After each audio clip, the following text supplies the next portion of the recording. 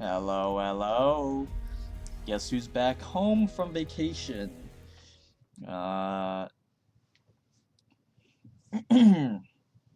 Is very nice. I did not have to think about Limbus for like 4 days, which was cool. Just log in, make modules, sweep thread lux, do mirror dungeon once in a while. Maybe if I'm feeling crazy, and then did a little bit of XP Lux sometimes when I had some free time and I was bored. Besides that, nothing else really happened. I just enjoyed my stay, but I have accrued a meager number of XP tickets. I'm gonna need a hell of a lot of tickets for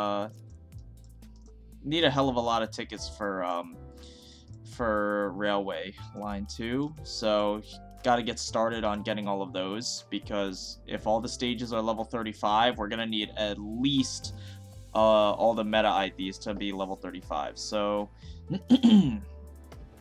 just getting started on that.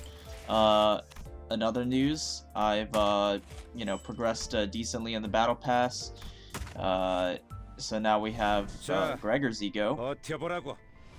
딱 죽을 만큼 튀겨질 테니까. Very cool.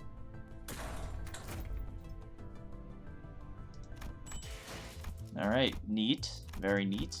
Over vacation, I've done my absolute best to try and avoid spoilers for the dungeon and whatnot. Hold on, let's see what's going on here. Your blank will be in the dark. Oops. Oh, come on. Your eyes? Okay. I've done my absolute best to avoid spoilers for the dungeon. I was like staying off of YouTube for the most part. Like, obviously I was still like watching YouTube and whatever, but I wasn't like, I made sure to gloss over anything even remotely related to Limbus, because motherfuckers always be putting spoilers in their thumbnails and their video titles, which I'm making sure not to do, because those people are assholes, bro. They literally, the day the update drops, you're really gonna go like put the final boss or whatever, like, and the name of the final boss or whatever in your thumbnail. Like, come on, bro, that's mean. So I did not get spoiled on anything major. The only thing I got spoiled on was some motherfucking bum on Discord pinged me because they were sending me a screenshot of one of the bosses in the dungeon, and it wasn't like a major boss. So I did get spoiled on, apparently there's a shock centipede fight that I got spoiled on because of this motherfucking bum who punged me. So there's a shock centipede fight, I know, and apparently, I did not read anything, but apparently they were pinging me because, obviously, you know, I'm the railway god. Well, not the railway god, because I'm not like number one, because I'm not sub 50 turns on line 1. So I'm not the railway god, but like, you know, I'm not like railway king. I'm like railway prince, I guess. I'm like the prince of railway. So they were pinging me, because they were like, yeah, this boss is gonna be really annoying, what do you think? And obviously, I have no thoughts. So apparently, there's a shock centipede fight, and it's a turn waster. That's all I know. So, I didn't read anything about it, but motherfucking idiots spoiled me on that.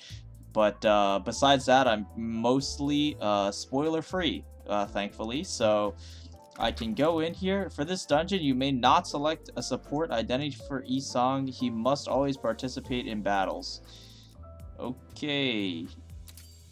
Cool, so I'm glad I boosted him. That's for sure. See, like, I did not know about that mechanic. I also got minorly spoiled. Apparently, apparently, at the start of the dungeon, your Isong gets max level, max uptide on everything. I did not, I don't know if it's like at the start or something, but I know it's a mechanic.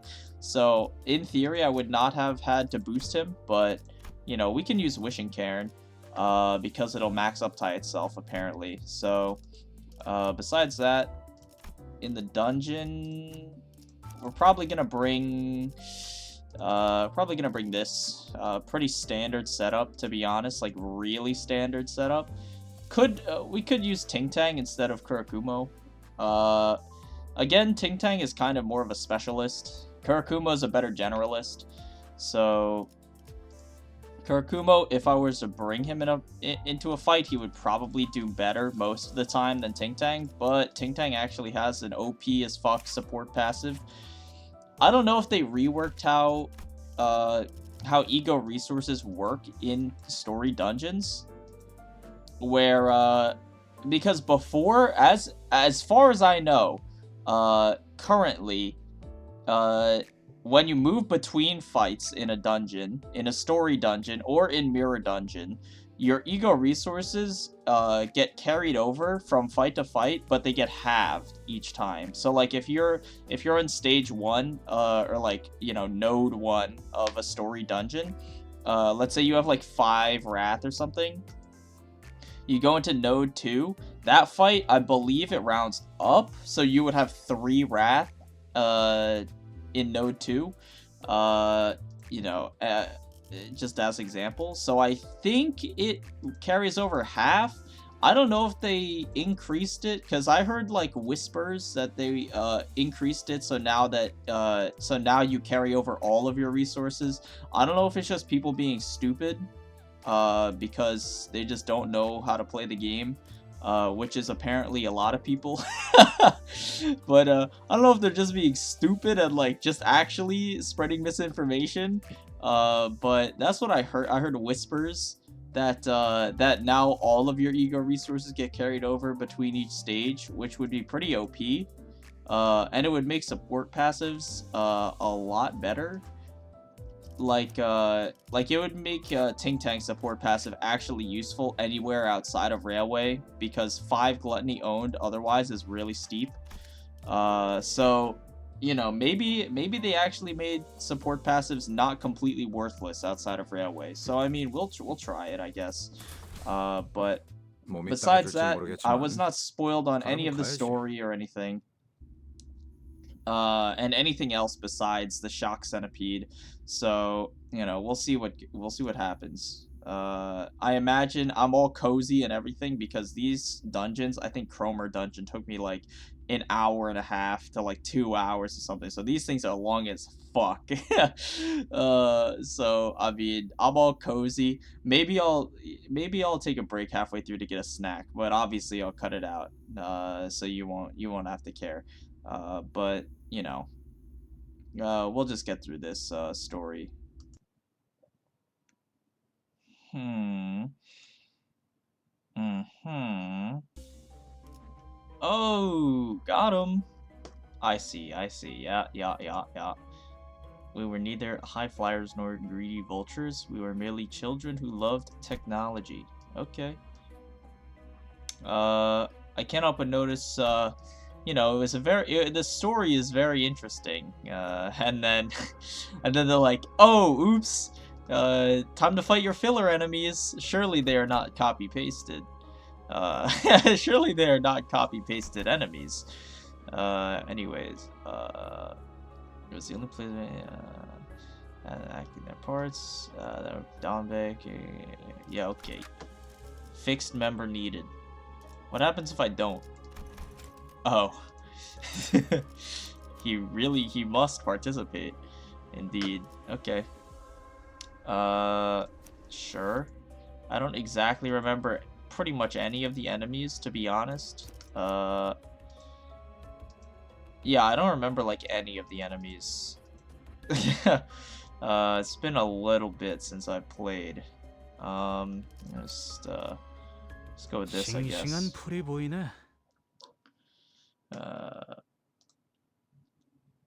I mean, we should be okay, though. Because, I mean, these enemies are not hard. New battle 응원하는 theme. 게 도움이 되긴 하려나. 힘내긴 해보자고. I like this background. Very interesting. It's just little shitters. Yeah, okay. Alright. No biggie. 무슨 맛일까? 흐드러졌구려.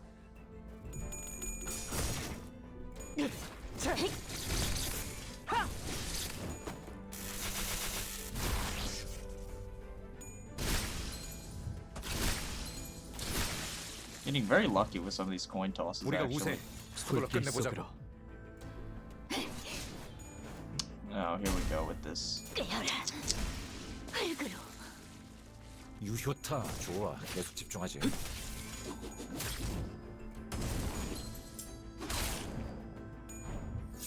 너 맛,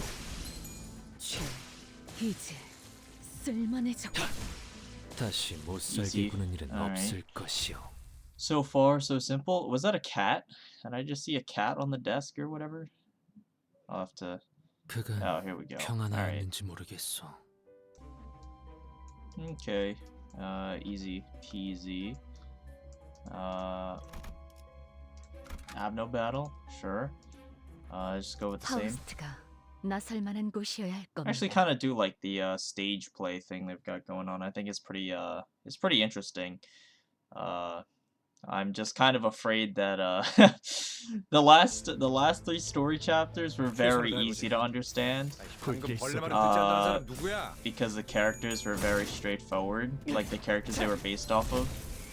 I don't know if I can say the same for this one. I'm afraid that it's gonna be too obtuse for me to understand. I'm like kind of grasping what they're saying, but it's like 그럼 이번 전투도 쉽게 갈 수 있을 거야. some of the language is a little bit 흐드러졌구려. 다시 difficult 못 살게 to 구는 일은 없을 to 거야. understand. 계속 집중하지. It takes like an extra like 10 seconds No. for me to understand what's Ma. actually happening, 칠, and I'm kind of 쓸만해져. afraid that I'm gonna lose a lot of the meaning 씹는 맛이 있는데? because I just don't really. I'm not like I'm reading it, but I'm not like truly understanding what the hell they're talking about. So yeah, we'll see. Easy. Oh, the sanity carries over between stages. I should probably not be using Ninclair then. What's going on here?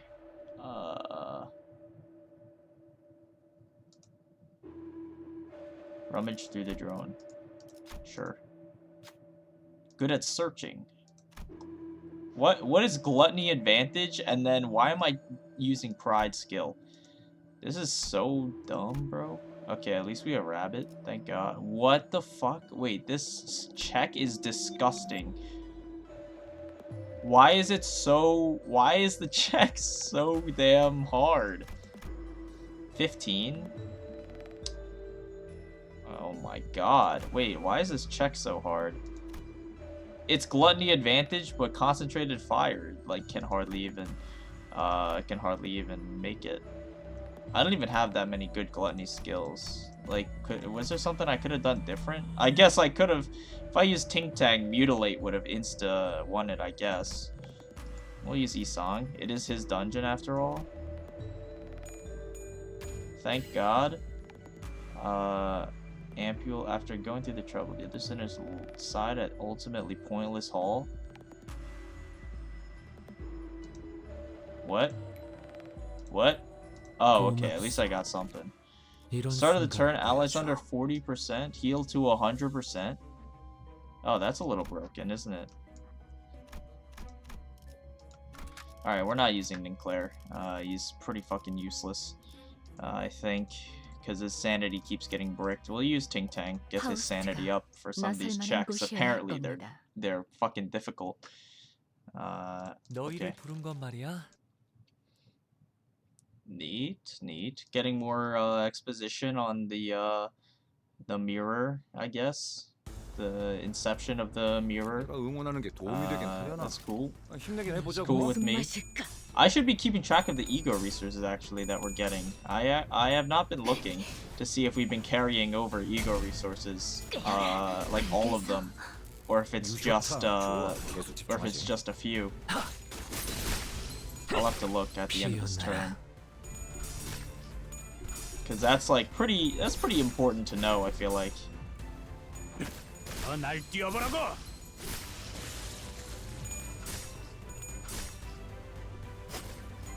20 sanity for winning the clash. 우리가 우세. 스스로 끝내보자. Looks like we're only carrying over half. 운이 따라준다면 좋겠네요. 다시 못 살게 구는 Which is, you know, about what I expected. A shame because that way support passives are still not the most useful things ever. Unfortunately. But you know, it's okay. 깡총.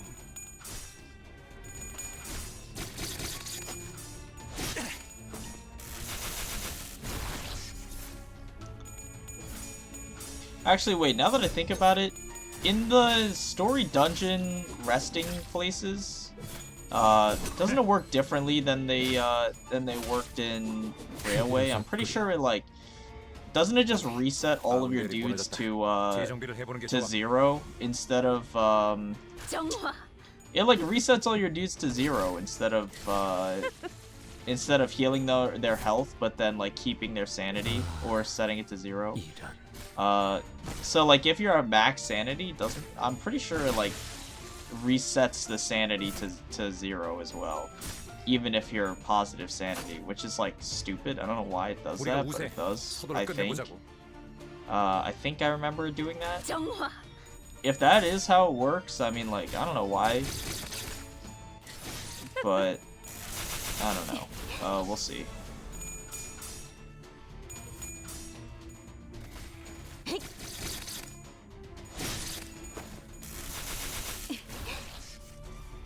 Seems like piercing damage is not the most effective here.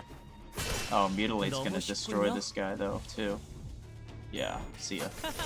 Cool. 너무 쉽군요.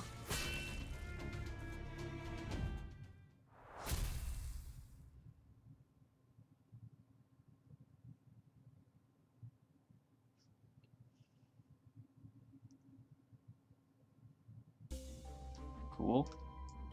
You know, maybe we'll go down here.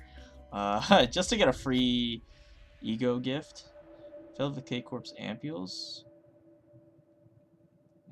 Only this room. So it would not be possible to use them. I'll use it. Low warnings are written on the ampules. Text was too dense. Missing port I have no idea. It would appear that the device has two modes, single and group. All allies that lost HP fully heal. Allies of full HP lose HP and SP. An ally with the least HP heals to full HP. I mean, this seems terrible. So I'll just heal up, I guess that's Isong. Healed back to color. Okay. Sure. Free heal. Why not? What are they? What is this? By the sights of flowers and chirps of birds, League of Nine was filled with joy and warmth, even if it had become colorless. There's a cat on the table. I knew I saw that. 맛있는 경험을 기대하지.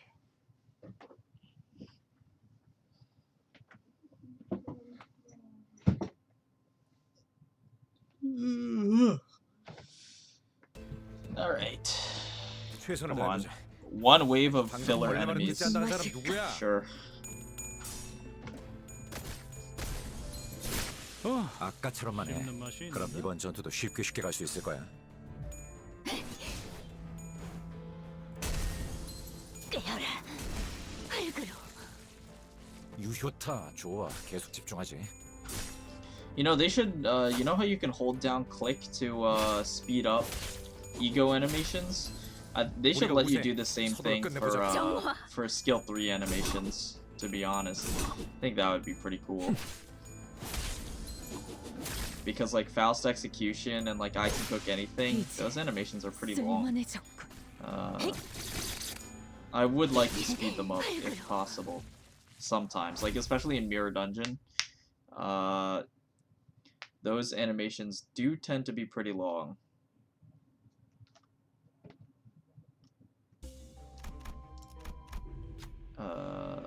Be careful, it might be an Abno.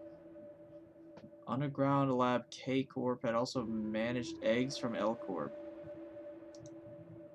Is this like an Abno that I just don't remember from Lab Corp or what? Touch the eggs. I will touch. Considering our experiences with receiving gifts, we might be able to get something. Okay, it's not happening.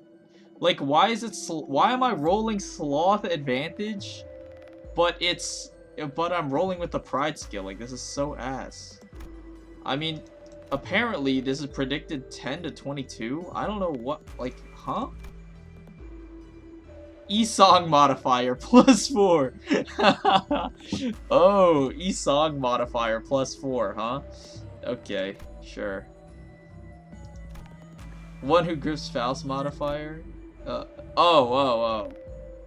Wait, so who gets the modifier and who doesn't, bro? I never actually paid attention to that. Whatever, I mean, this is gonna win. Yeah, we're good. Turned into a gem. Seemed rather tired, but there weren't anything off about the body. Place the gem in our possession. Crumbled egg. 이런 순간을 보여줘. On the first turn of each encounter, gain 2 ego resources of a random affinity in possession. Wow, that seems pretty useless. Okay. 순수했던 나날로. 화기애애했네. Cool. Heathcliff finally taking dubs over Ishmael. Finally. Ishmael enjoyers are seething right now because Best Boy is schooling her. Seems like, yeah, okay, so you do carry over. I don't, this seems crazy though. Why do I have 10 gluttony? Am I carrying over everything? I don't even know. I have not been looking.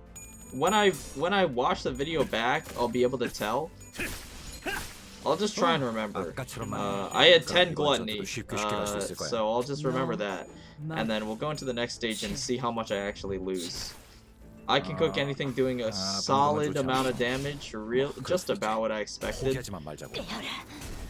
17, huge numbers.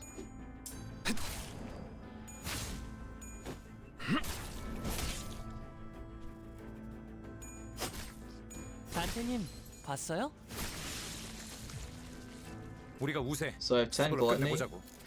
Actually, what's something I'm not using? I have 9 pride. Okay, I have 9 pride. 무슨 맛일까? I will see at the start of the next stage how much I have.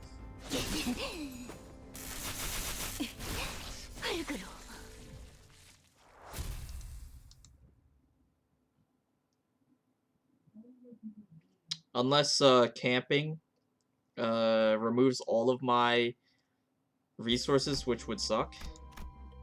Because, yeah, we're gonna camp here. Yeah, it does remove all of the sanity, unfortunately.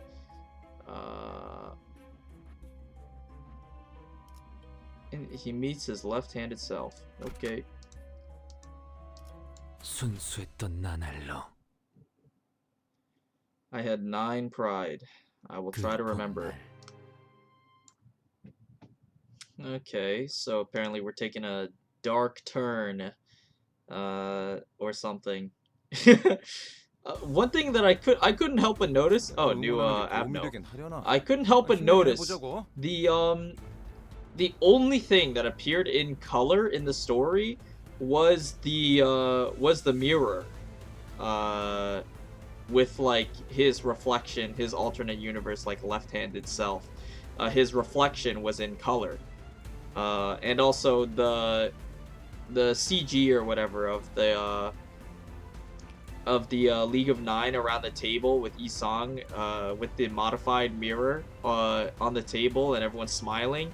The mirror is the only thing that's in color in that picture, which is interesting. Anyways, new railway boss, I trust.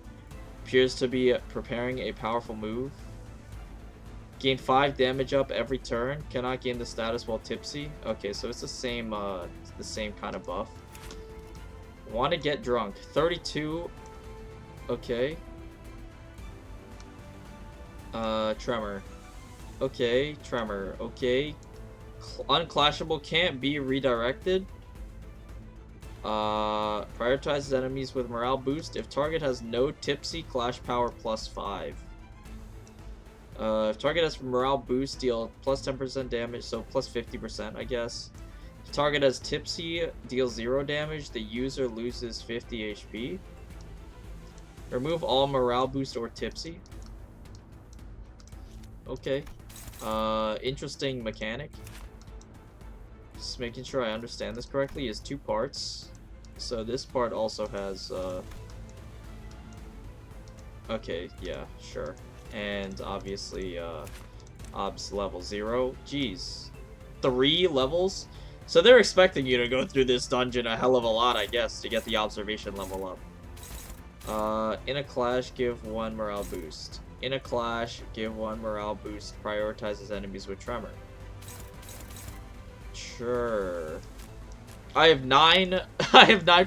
I made sure to remember. I have 9 pride. Okay, so we are carrying over resources fully, it seems. Okay. Very interesting. Favored? Oh, I suppose it is, isn't it? Okay. This is unclashable. Cannot be redirected. Can be evaded, but if target has no tipsy, clash power +5, so he would have to hit tails. Actually, yeah, he would have to hit tails and I have to hit heads in order to dodge this. I don't even think it's really worth dodging, honestly. It feels like it's not really worth dodging. I don't care about Faust, though, at all, so it's fine. We don't know any resistances, just making sure, you never know. Who do we want to get sanity up on? Isong for sure. Ting Tang needs sanity in order to really function at a basic level, so we'll try and farm him up too. This sprite work is fat ass, bro. This stupid ass mirror dungeon guy. Seems like he's extremely fatal to Pride. What the hell? He's taking a shit ton of damage from execution, even though it's allegedly ineffective. 좋은 판단은 아니었어. Oh. 뭐, Oh. 머리 좀 식히고 다시 가보자고. Oh, okay. Sure. Oh, fat ass. 최선을 다해보자. Sure, so I have removed all of that. 누구야? Show me resistances. Fatal to Pride. Yeah, Pride Pierce. So it's Isong's skill 3, and also isn't his Dim Shredder Pride Pierce as well? Or is it Pride Slash? No, it is Pride Pierce. I mean, we could use Dim Shredder. It's pretty damn cheap. Honestly, it's not too bad. We'll also use Hex Nail. Why not? On use, heal 5% HP. Sure. Targets the realmost unit in regular battles. Oh, so in Abno battles you can use it whenever you want. So that's not going to be a problem in Railway. I did see they nerfed it like a while back. They allegedly forgot to say targets the realmost unit. So I thought it was just like a hard nerf. Like PM is just trolling as per usual, just nerfing this thing. But apparently, it only applies in regular battles because they can't fucking code for their lives.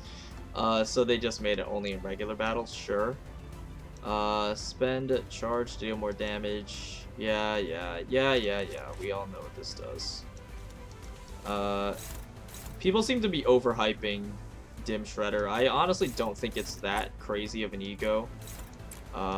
It's fine, but it's not like anything nuts. Like everyone's talking about it like it's the next big thing. I don't think it's the next big thing personally. I think it's just okay. We'll see. I mean, it's competing with Sun Shower, and my opinion of Sun Shower is obviously very high, so we'll see. I mean, this guy's getting absolutely destroyed by Dim Shredder though, so maybe it will be useful in Railway if this guy does end up showing up in Railway. Oh, come on.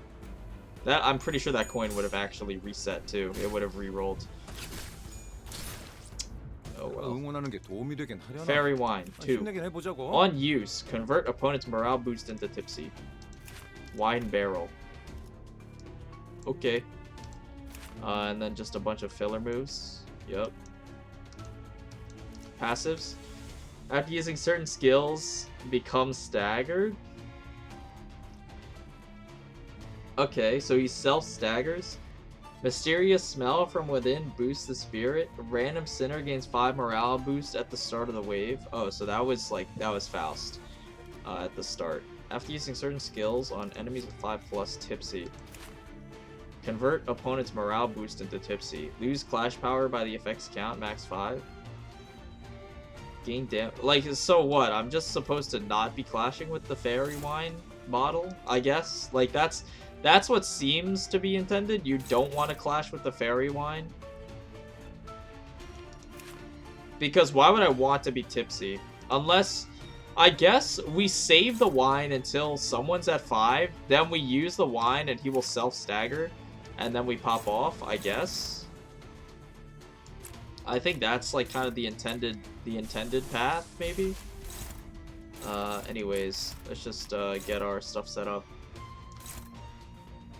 Because we have a quick suppression coming up here too. We'll use I can cook anything. Yeah.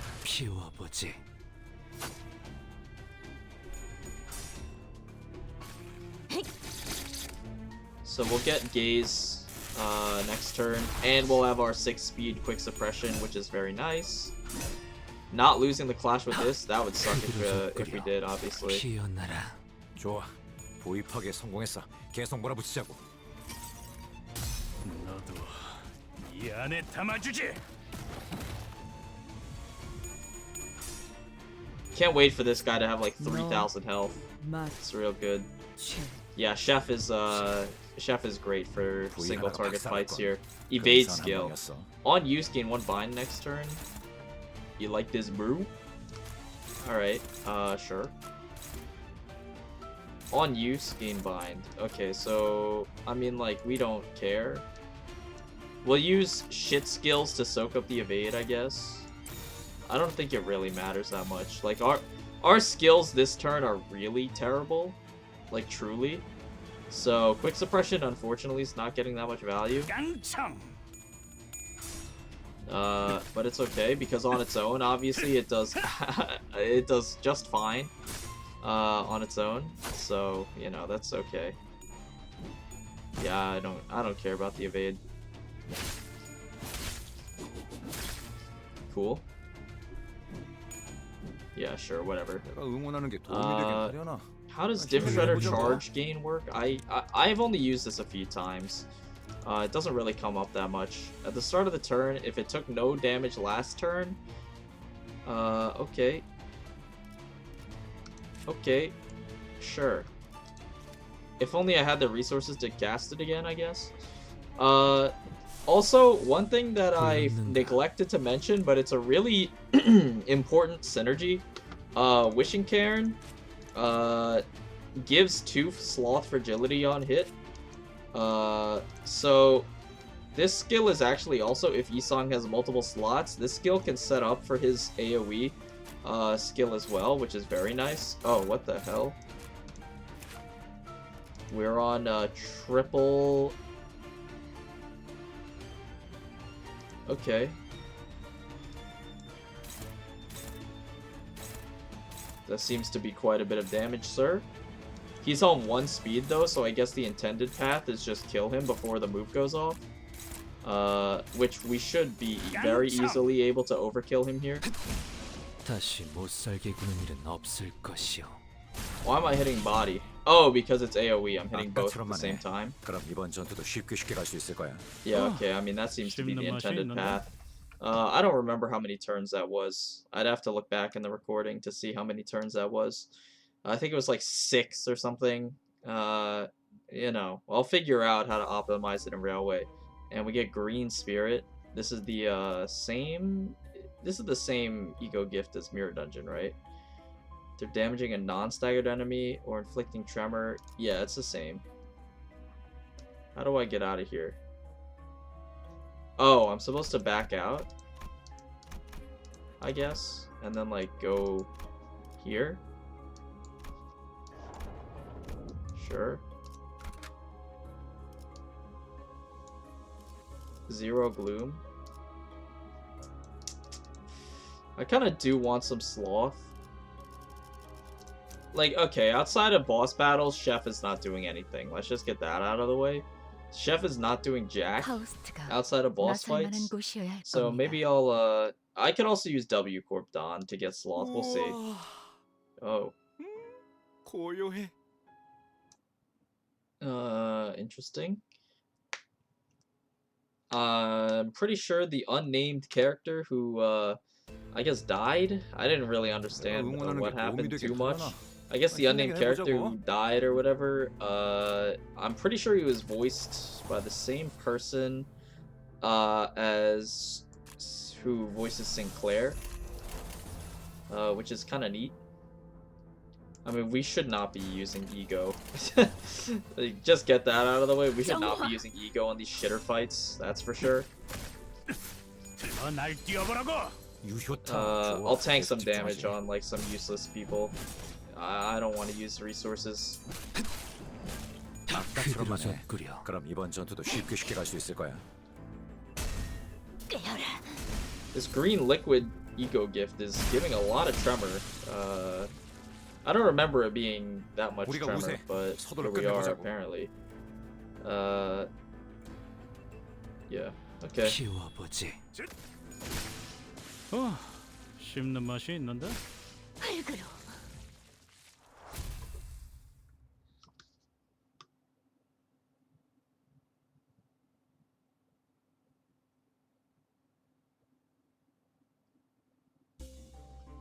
Cool.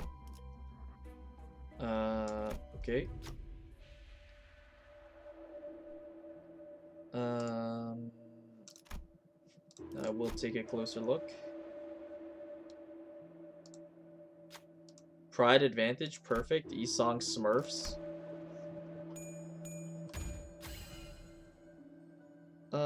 Drawer contained a number of useful items. Soon afterward, the area began to blur and the cabinet disappeared. Many objects appeared. They might be useful. What should we take?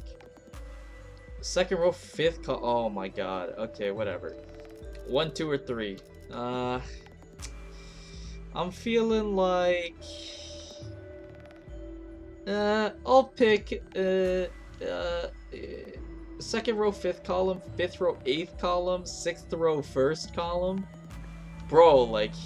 whatever. I'll pick the top one. Mysterious green mass. Okay. Gluttony skills deal 10% damage. Okay. Sure. I don't remember exactly what gluttony skills I have that benefit off that. I guess Isong skill 1 is probably the main benefactor. Concentrated fire, I guess, and then mutilate, I guess, and some other miscellaneous stuff. I guess like Liger domain. Sure. I imagine if it's based on Spice Bush Isong's affinities, I imagine it would be like gluttony, then sloth, then pride. So out of those 3, I'd probably most rather have gluttony, so I guess I lucked out. Whatever. Okay. Story's actually starting to come together a lot here. I'm actually starting to put together, all the blocks are kind of clicking into place very quickly in my mind. Which is nice, I guess. I'm starting to really kind of understand where the like I wasn't sure. One of the main things that was confusing me is like the tone. Like the tone of this chapter is very hit or miss. it's very hard for me to 아까처럼 understand 말해. what the tone is 그럼 supposed 이번 to be. 전투도 쉽게 쉽게 갈 수 있을 거야. Like, Gregor's was more like a serious but tragic kind of tone. 다시 못 Rodia's was 방금은 like a, 계속 Rodia's 밀어붙이자. chapter was like a comedy, 더 날 뛰어보라고. very comedic tone, 씹는 맛이 있는데. with like a pinch of like tragedy. And then Sinclair's was mostly like desperation and despair. This is I'm starting to kind of understand where this chapter is trying to go tonally, which is, you know, nice. Because it helps me actually, it actually does help me understand what's going on, more than, like, you know, because half of it's like the language is hard to understand if you're not carefully reading it, and the other half is like it's very tonally muddled. 내가 응원하는 게 도움이 되긴 하려나? Alright, so this is the talisman doll. It's the other Abno, I guess. It's the other Abno that the, what is it? The Technology Liberation Alliance, the ego they were using.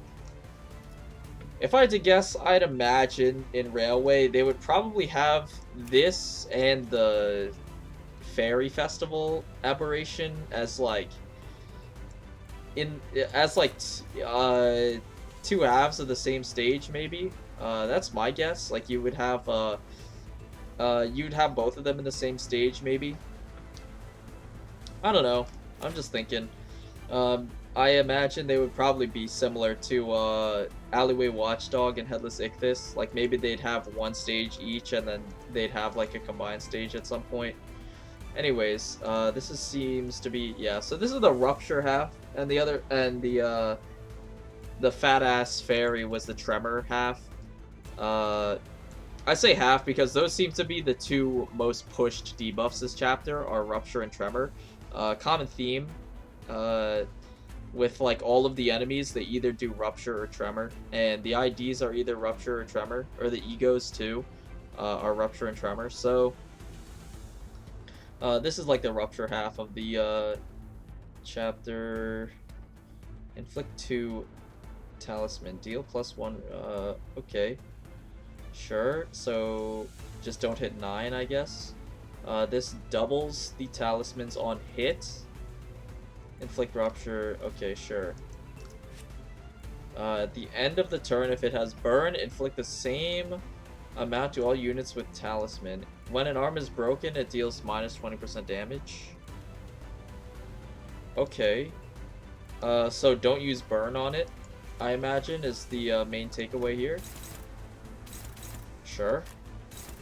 Offense level 24. Wow, this guy is absolutely pitiful. 24 offense level is really not it, bro. That is not it. 정화.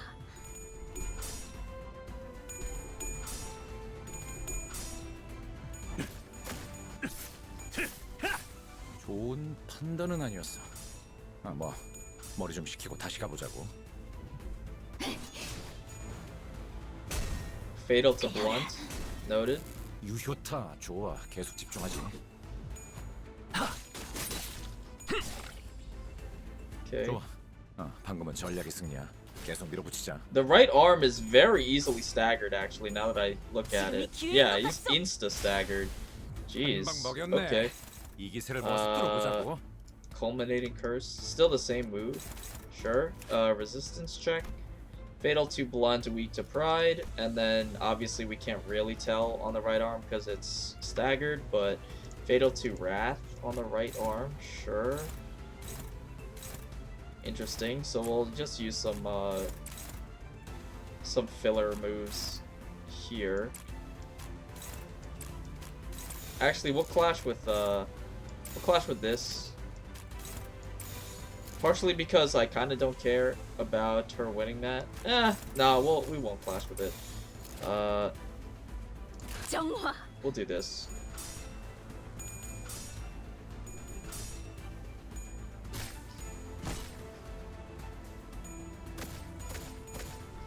Oh my god, we're like destroying this arm actually.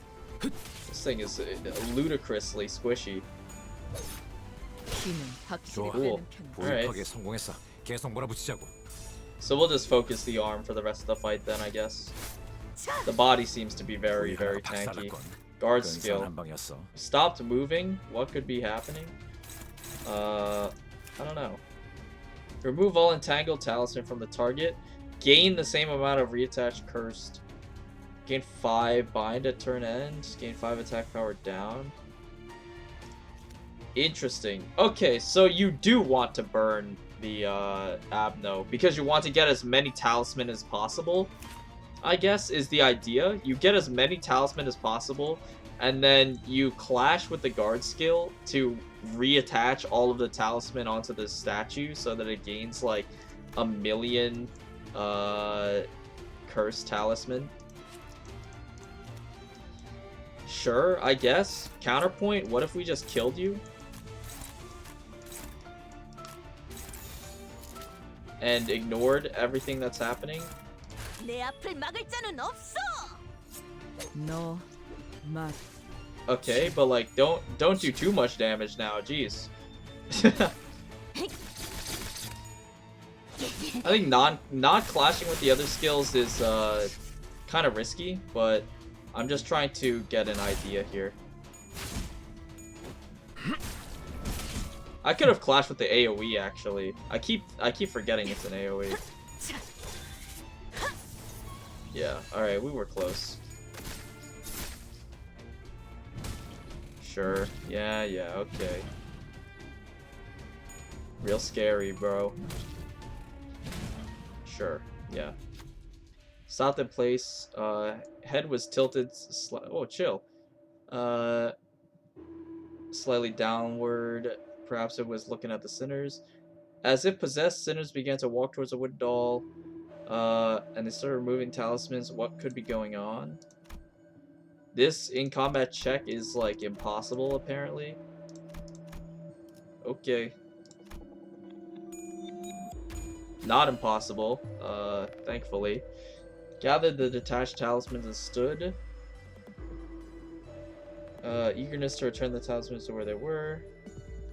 Drawn by the magnet, flew towards the doll so no one will cry. After muttering, Faust came back. Gains 5 reattached curse, gains 2 haste. 당연하지. 내가 응원하는 게 도움이 되긴 하려나? Seems pretty worthless. Okay, so new attack. Oh. What is the... I wish I knew, like, the, Okay, so 2 new attacks. On use, this doubles the talismans. Okay, so on use, this will double the talismans. And then the arm has a quite scary skill, actually. Sure, whatever. You're paralyzed? What is that? 3 by 5? 15, 18 max? That is pretty high for a, that is pretty high of a maximum roll that you can get. 18 is kind of crazy. But it should be no sweat. We should just easily kill him. And ignore the rest of the mechanics of this fight, hopefully.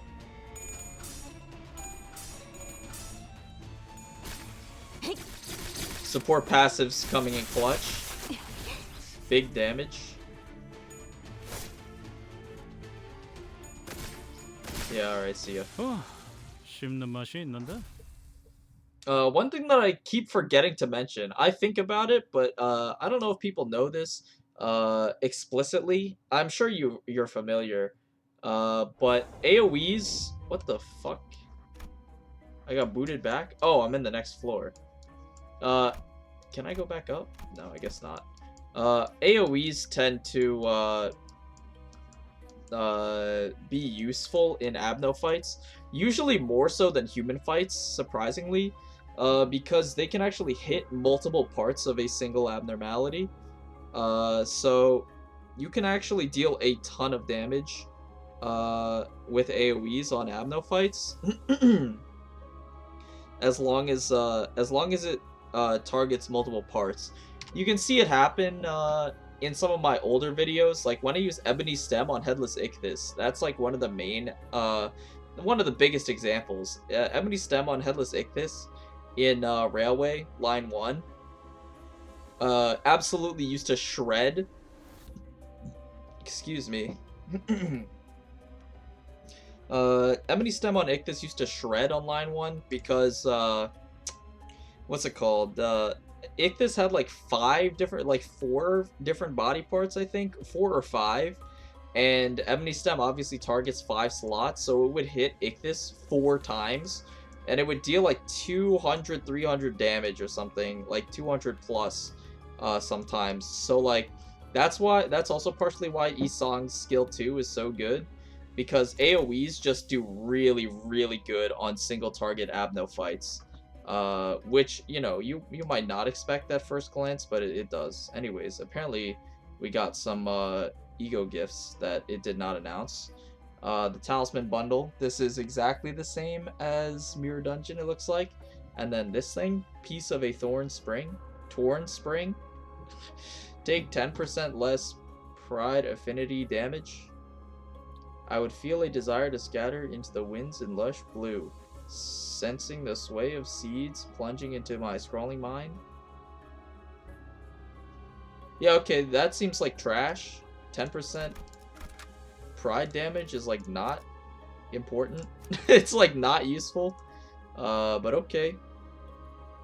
Sure, bro. 몸 좀 풀어볼까요?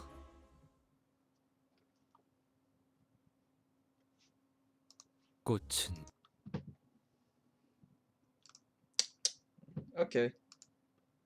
We're building towards some sort of turning point. Seems like 내가 응원하는 게 도움이 in the story, 되겠구나. something's gonna happen soon. 해보자고. I trust. Okay. Good start. 더날 Okay, 뛰어보라고. good start.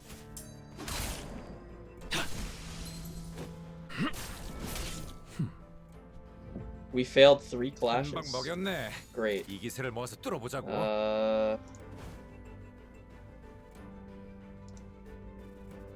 I'll take my chances.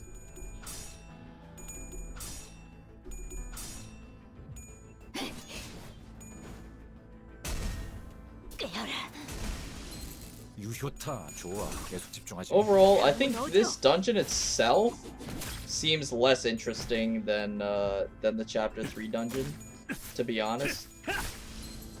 I only ever played the Chapter 3 dungeon like twice.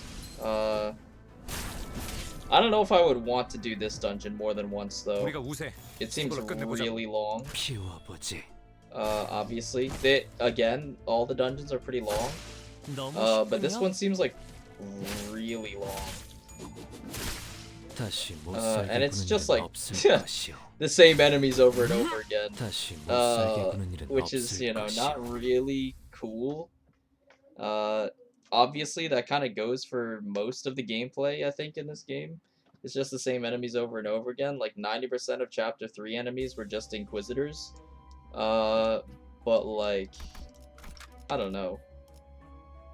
순수했던 These 나날로 are the same enemies we've been seeing for, like, a million trillion years. Alright, so something's happening. Interesting. Sure. 최선을 다해보지. 내 앞을 막을 자는 Obviously, 없어. I'm just assuming that if you're watching this video, you've already played through the dungeon yourself. Otherwise, I mean, what the hell are you doing? 아까처럼만. This game is always best experienced blind. 흐드러졌구려. So, you know, I mean, if you're watching my blind playthrough 우리가 우세. and not playing it through 끝내보자고. yourself, 피워보지. you're not gonna have any idea what the hell I'm like talking about. Because I'm just referring to story that you just have no idea what's going on, I guess. 봤어요? 다시 못 살게 If you're not 구는 일은 watching it 없을 yourself, 다음은 which 어디요? would be pretty awkward. There's not really much else to say though. Like I can't even commentate on the gameplay because there's literally like no game. I'm literally autoing. There is no gameplay. Okay, sure. How nice would it if all stories told happy tales? Yeah, so there's gonna be some sort of tragic event here, I imagine. 파우스트가 나설 만한 곳이어야 할 어. 겁니다. 아름답지만 어딘가 슬픈 이야기지? What is this? Oh, this is the story, the flashback. One thing that I was actually thinking about with the League of Nine or whatever, it reminds me of a what was it? It was like it was in China, during like the 1930s or something. It was another league of writers.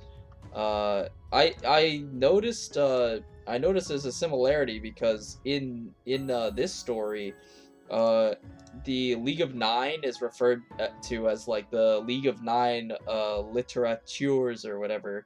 I don't know how to pronounce it, but I imagine that literature is someone who writes literature. And in China during like the 1930s or something, like 1940s. I don't know. There was a what's it called? There was a League of Writers in China as well. And what is it called? They hold on, I'll just look it up real quick. I don't remember exactly. I'm trying to remember off the top of my head. League of Writers, China. League of Left-Wing Writers. You can look this up for yourself. The purpose of the League was to promote socialist realism in support of the Communist Revolution, and it became very influential in Chinese cultural circles. Sure. 18 other executed, including some of this the five may be betrayed by others. Okay, sure. League of there's a lot of there's a lot of leagues of writers. Mainly in order to encourage authors to unite across political boundaries and face the rapidly increasing threat from Japan. Sure. There's like a lot of stuff that you can look into this for. But the main thing that I remember about these people is that they were writers. What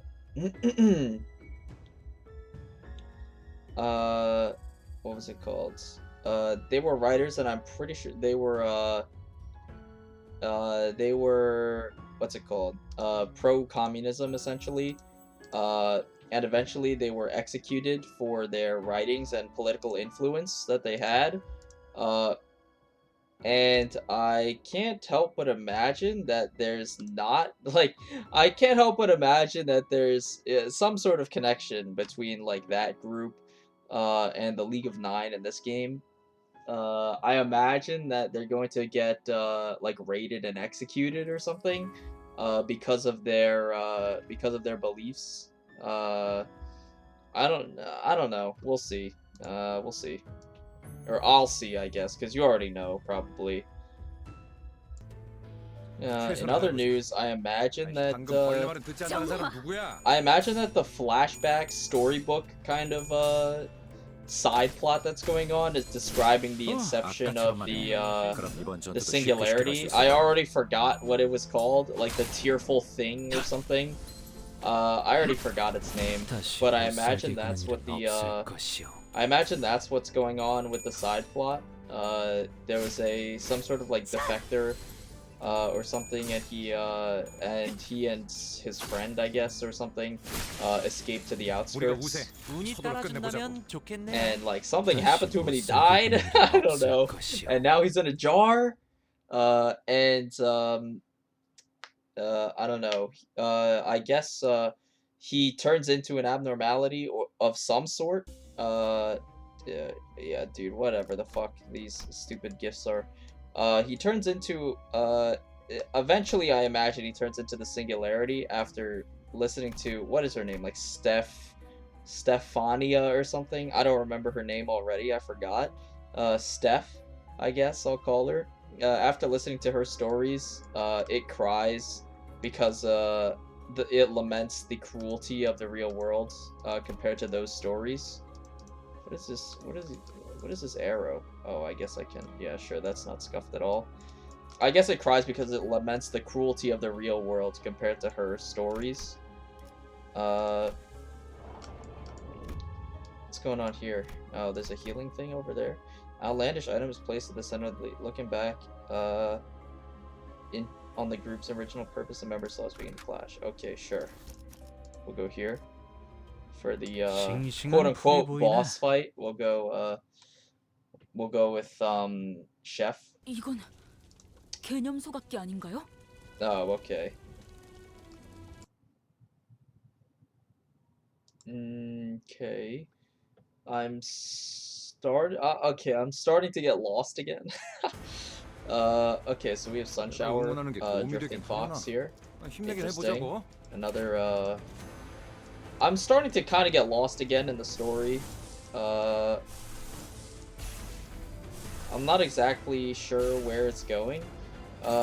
Did Dongrang, he concept incinerated his own healing technology, I guess? And then subscribe to K-Corp's technology or something? I don't know.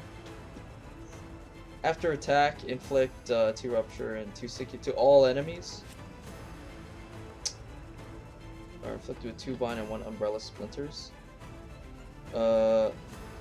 Okay, so we want to kill the umbrellas first, because this will stack rupture count, and this umbrella splinters debuff doesn't go away ever, it seems like. It doesn't tick down, lose count, or anything. Interesting. So these all do the same thing. Passives, nothing.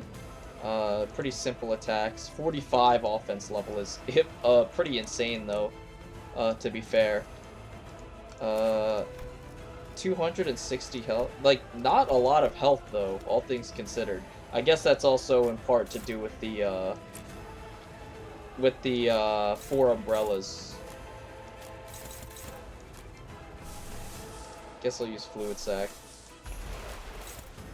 Here. Yeah, you can see, like, if you use Fluid Sac, the AoE will hit multiple parts of the abnormality. It'll hit the head and the body, and then also, you know, catch 2 umbrellas in the process as well, which is nice. What happens if I use it here? Yeah, okay, so we'll clash with this umbrella, I guess. Use this on this umbrella. Man, like, this guy clashes like a motherfucker, though. It's because of its high offense level.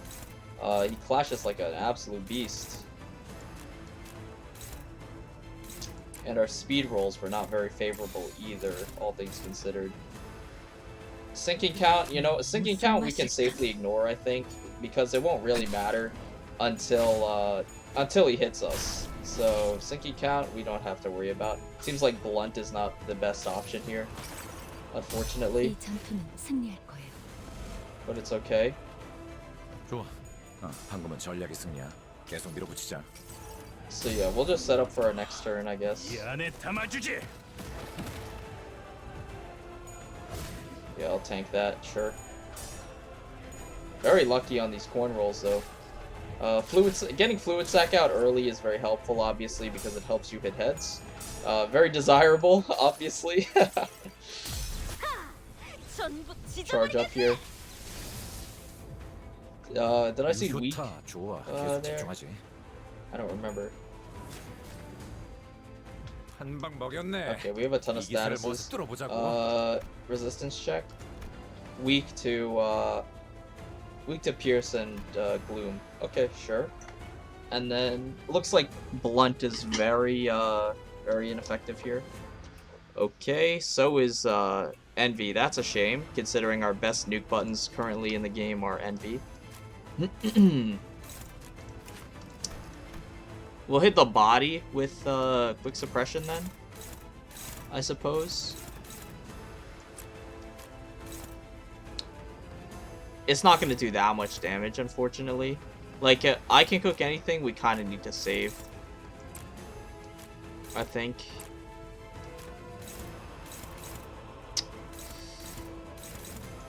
This guy clashes like a motherfucker, man. This is doing damage too. It's doing damage. That's not doing damage.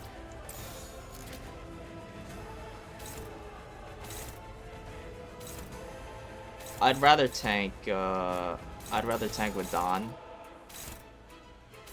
than Rabbit, I think, here.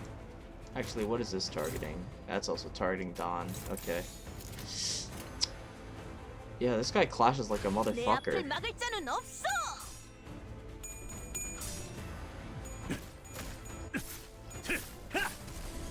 Oh, that's actually enough to stagger? That's actually surprising to me. Alright, well, I could have played that turn very differently had I known that it was enough to stagger the boss there. Because now all of our stuff is just free. Yeah, I would have played that super differently. I was not a believer in quick suppression getting that much damage off. We'll just tank a little bit here, though. It's fine.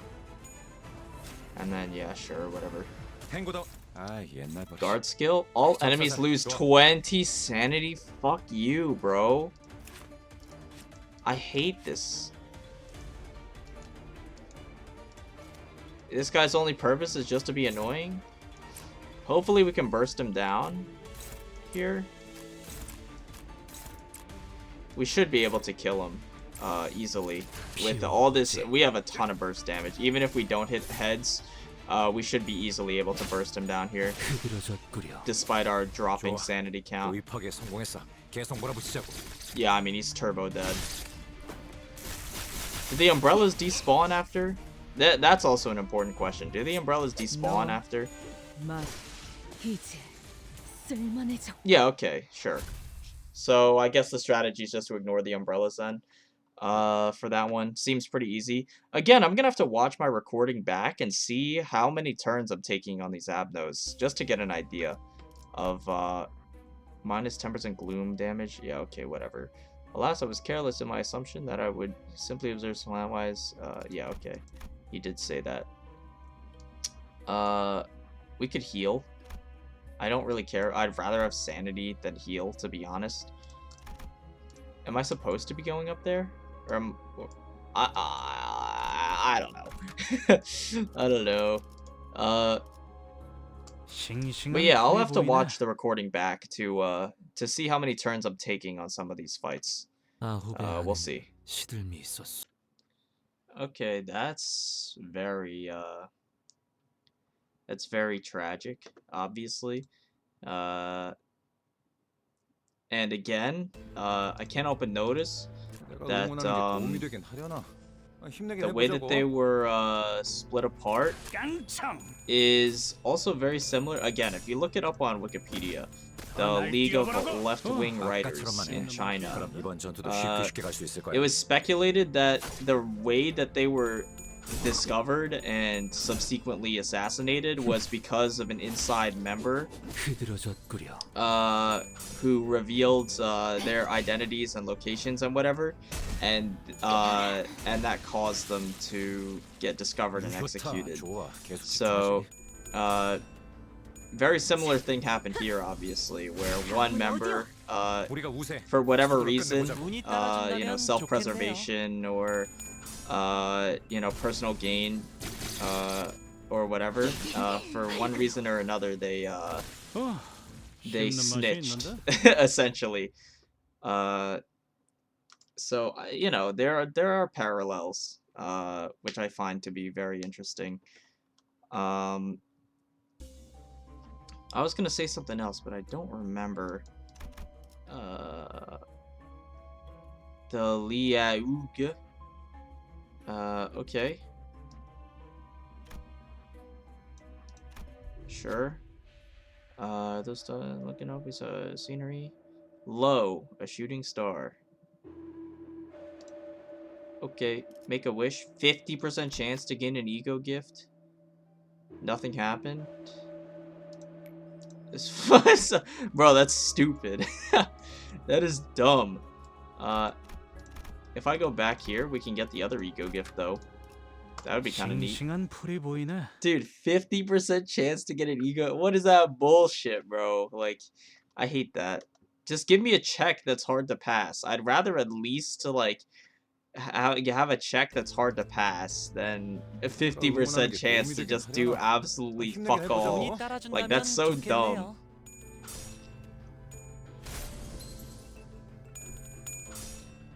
Like, at least give me the illusion of choice, you know? 날 뛰어보라고. 아까처럼만 해. 씹는 맛이 그럼 있는데? 이번 전투도 쉽게 갈 수 있을 거야.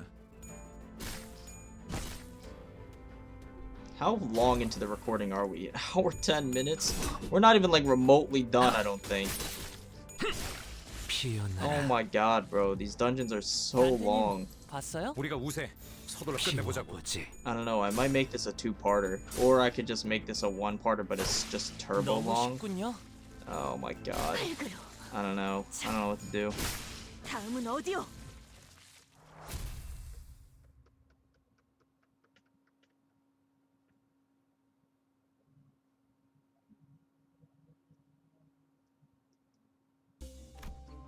Okay. Yeah, more of the same, it looks like. Mysterious figures. Should we do something? Try talking or keep quiet? I'll try talking. Gloom advantage. Yeah, Isong diff, I guess. There you go. I cried without a choice. Oh, meh. I'm in pain. I entertain the thought, how must I cry? This is interesting. Isong the writer. I actually recognize this. Isong the writer in real life had a very famous poem that he wrote.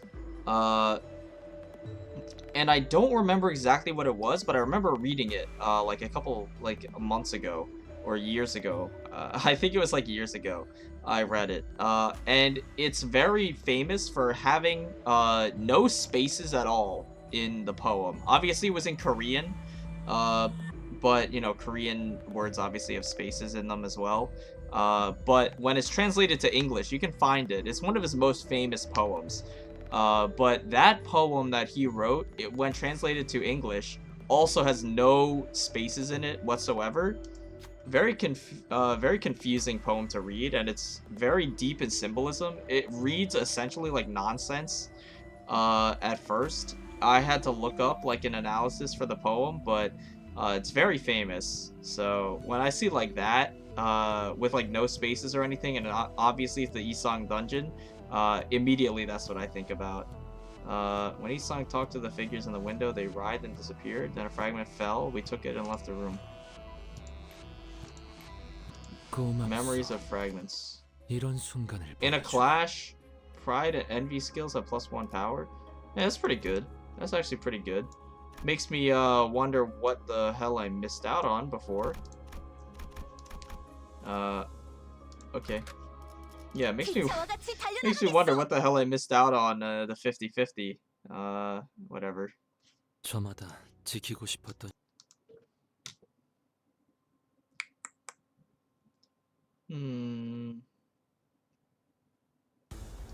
Not much to be said. 응원하는 게 도움이 되긴 하려나. Very bite-sized story 해보자고. fragments. 깡총. For the most part. 날 뛰어보라고. 유효타 좋아. 계속 집중하지.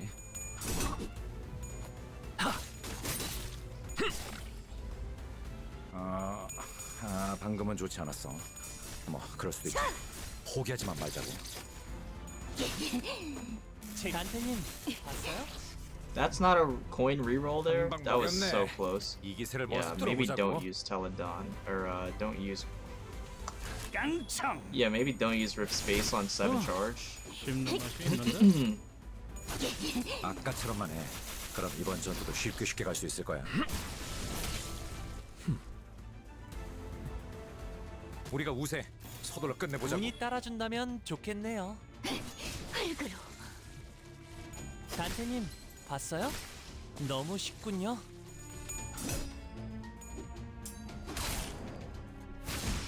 다시 못 살게 구는 일은 없을 것이요. It's a long ass video, man. 구인 Jeez. 회 주도자 아, 오케이. 영지와 유리 기술은 어디 있지? Okay, I see. So Dongrang, yeah, okay. I mean, Leon was consumed in the shattering, Isang chose to stop. Interesting. 몸 좀 Sure. 풀어볼까요? I'm just like thinking. I'm just like processing. Okay, and there's still 부인의 more. So 폭발이 like, oh my 모든 god, bro. 것을 산산이 조각.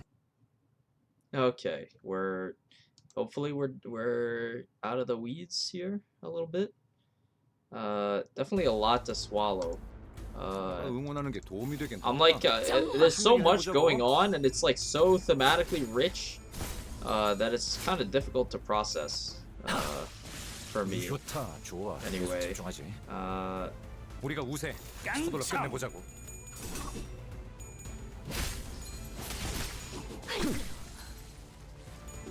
I guess 끓여. 다시 못 살게 구는 일은 없을 것이요. I guess the sentiment that they're trying to push is that Dongrang is like a rat.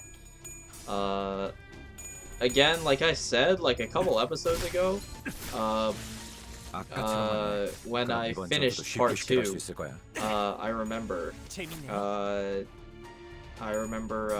saying like Dongrang seems like the villain, but we're just like teamed up with him because of the contract, and we're just like obligated to follow him.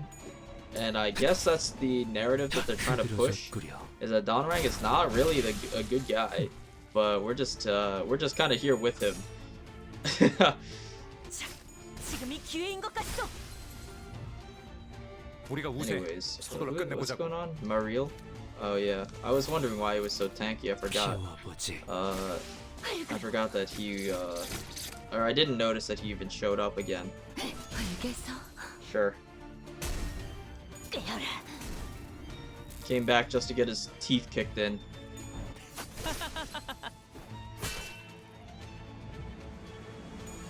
다음은 어디요?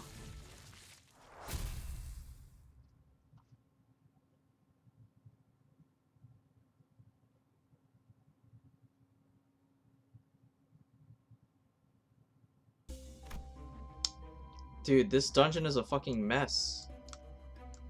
What is this pathing? So I'm supposed to go around, I guess? And then in here? Heal up so I have no sanity again? Stefanette. Okay, so that's her name, Stefanette. Sure. Swap out again. 기차와 같이 달려나가겠소. And then, yep.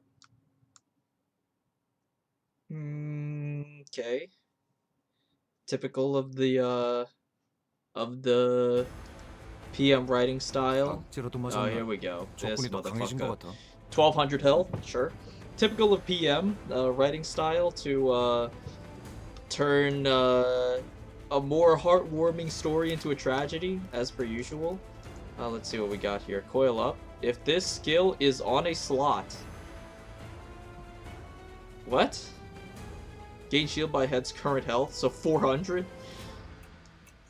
If this skill is on a slot, so it's not on a slot, I guess? Every 5 turns gains a shield equal to the head's health. 5 turns, man, Jesus. And then what is this? Yeah, coil up. If this skill is on a slot, what does that mean? What does that mean if this skill is on a slot?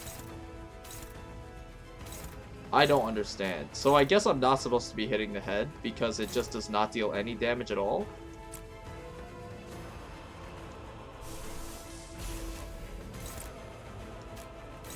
Like, what does that mean? You know what, we'll use this instead. Setup turn here. Yeah, I guess we're just not hitting the head. Because it has a trillion HP shield. Weak to pierce, that's a good sign. If we're assuming that the resistances are going to be similar in Railway, then weak to pierce is a good sign. Because obviously quick suppression and all that. Yeah, so what? What? Bro, like, can they not just write a little bit clearer so that I don't have to guess what the hell's going on? So we're staggered now? But the gaze is on the body. Okay, so we're learning. I love how they don't explain any of these mechanics at all, actually. Literally none of these mechanics are actually explained. It's not even in the passives or anything. Great. See, like, okay, if I had known, I would have put gaze on the head. Now that the gaze is on the body, I'm obligated to attack the body. So that's what we're gonna do. We're gonna attack the body, all in. Because we applied the gaze to the body, so in order to capitalize off of the damage, we should be attacking the body. That's so annoying though, like I wish that I knew so that I could have put the gaze on the head segment. We could have cut a couple turns. Obviously in here it doesn't matter. And it's learning for when it shows up in Railway. But, you know, that's solid damage. Okay, so here we go. The head is going to do a lot of nothing. Okay, wait, self-charge. On Clash, on use, gain 2. On Clash, lose 1. Electric current seems to flow through the body. Inflict bleed. On use, gain 2, blah, blah, blah. So, like, we could break the body now. Would it do anything? I don't know. Resistance check, weak to pierce, and fatal to gloom. So if we, God forbid, we ever get leap, if we ever get leap, it would be pretty good, I think. We should be clashing with Dawn though, for real. We shouldn't really be clashing with Dawn, actually, I take it back. Because her skill rotation is ass. We do want to get our sanity up. We do want to get our sanity up. Every 5 turns, it will gain a shield. So I guess in Railway we would want to, do our best to make sure it doesn't ever hit 5 turns. Because otherwise the fight gets stalled out a lot. I'd imagine it's by 2 turns the fight gets stalled by. We'll do good damage here with the AoE though, which is neat. So what's going on here with these attacks? Tail poke. On use, gain, lose. Self-charge. I wish I knew what self-charge did. After the unit faces death, as long as it is self-charged, its HP is fixed at 1 until it's fully consumed. So that's the stalling mechanic, I guess. So how do you make it lose self-charge? It only ever seems to gain self-charge. We don't have any tremor. Man. This is a shame.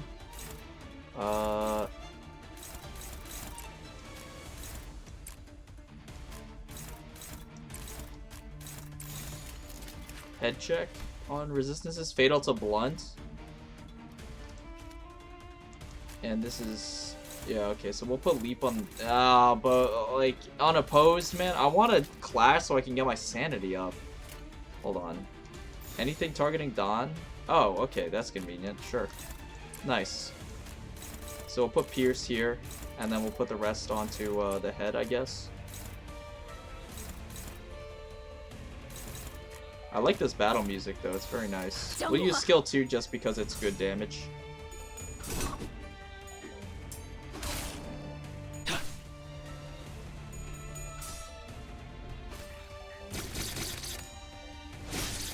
Very, the music is reminiscent of, Library of Ruina. Like, the Abno battle, music.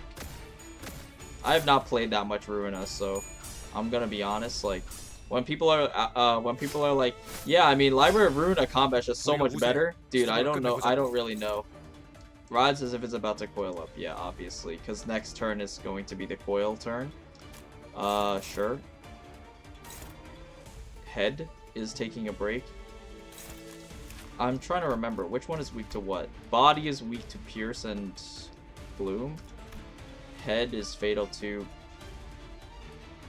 Okay, sure. So blunt and gloom. Body is weak to pierce. Body's weak to pierce. Head is fatal to blunt. And it looks like the resistances, otherwise the sin resistances seem to be identical. Body is weak to pierce. Sure. Sure. There's not really... I guess what it wants us to do is burst the head here. If I break the body, its actions should cancel. But I don't really trust it, honestly. I don't really trust that its actions will cancel. We do want to lower the head as much as possible, though. I'll just trust that its actions will cancel. I don't really know what the difference is, because sometimes it says destructible, but the actions don't cancel. Like, it's super weird. So, I mean, like, again, PM is allergic to clarity in their games, apparently. We don't even get there. 13 health, that's so annoying. Bro, you're telling me I'm losing this clash? Oh my god, dude, Jesus. No. Okay, so we do end up getting there. It does not cancel his actions. Like, see, this is what I mean. Like, I don't understand when it cancels his actions and when it doesn't. Seems like electricity's gathering. Might be a good idea to stop it, you think? Yeah, I think it's just Chef. What the fuck is wrong with you? Tremendous shower of sparks. Ryoshi's knocked away. It only pushed the center away and did little harm. It's a good idea to brace up. Gains 2 self-charge. Yeah, okay, you're just stupid. So, yeah, I guess we're not doing any damage here. We'll save ammo, I guess, then, in that case. We'll save charge, too. Like, I don't know. I guess he's just stuck on 1 health then, right?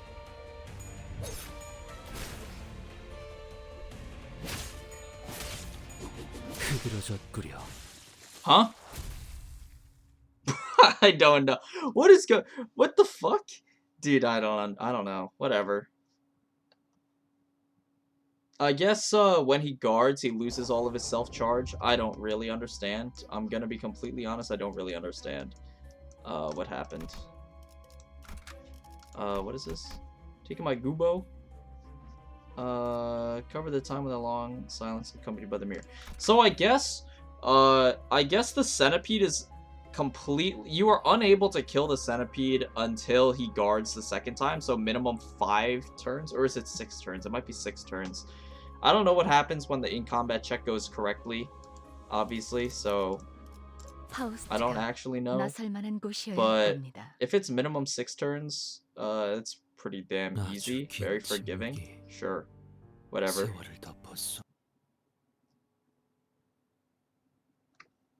Not really much to say about the story, to be honest. Kind of speaks for itself. Again, there's like a lot of stuff to process what's going on. I'm sure, dude, there's like so much shit happening. I don't really have any thoughts on it. Again, I'm not like super into this chapter's story for the most part.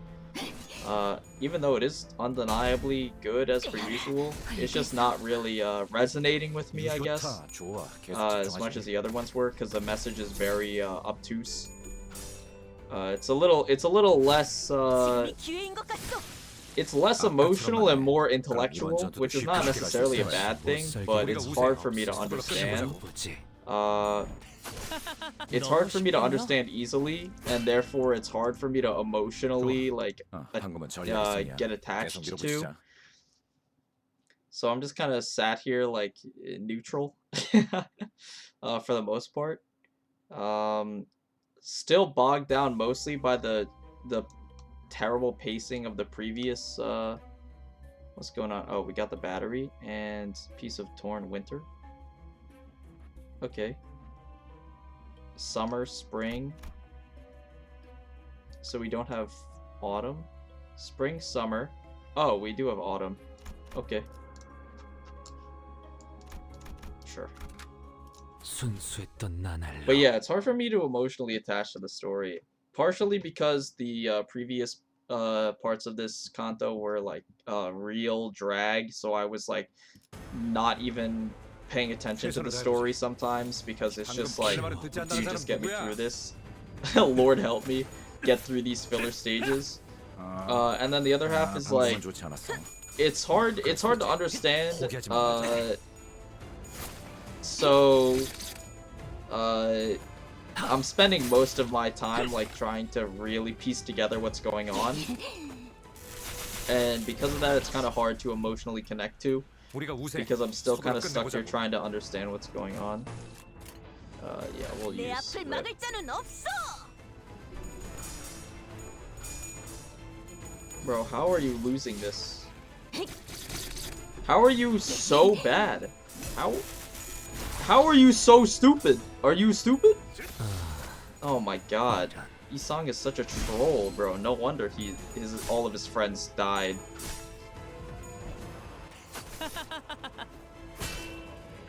유효타 좋아. 계속 집중하지. 우리가 우세. 서둘러 내 끝내보자고. 앞을 막을 자는 없어.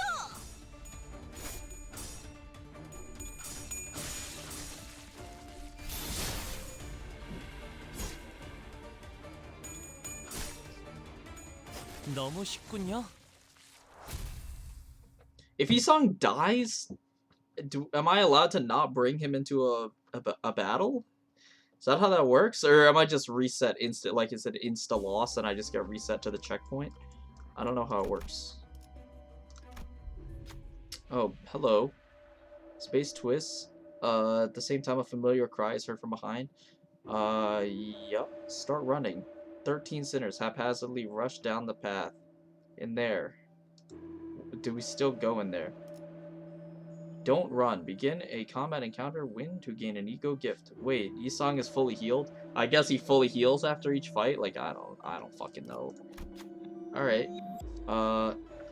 Another melody ram the sinners. You stubborn bull. Okay. Let's get this shit, brazen bull. If I remember correctly, you get wrecked by Tremor. If I remember correctly. So we'll bring Tremor. 순수했던 Fuck it. 나날로.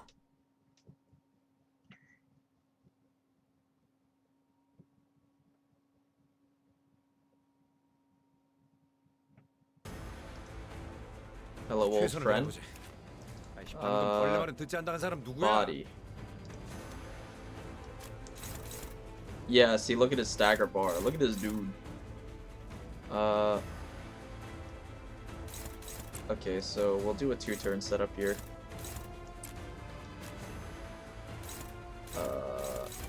Okay. We want Roja to hit no matter what. Our clashing, it leaves a little to be desired, considering we have, like, shit sanity here. So we're gonna have to tank some, looks like. I don't care about this attack. I don't think. I wish Faust was full health. Oh well. Mersault can tank that. I don't give a shit about Mersault. So we'll go here. And then I guess we can go here. Something like that, maybe. 피워보지.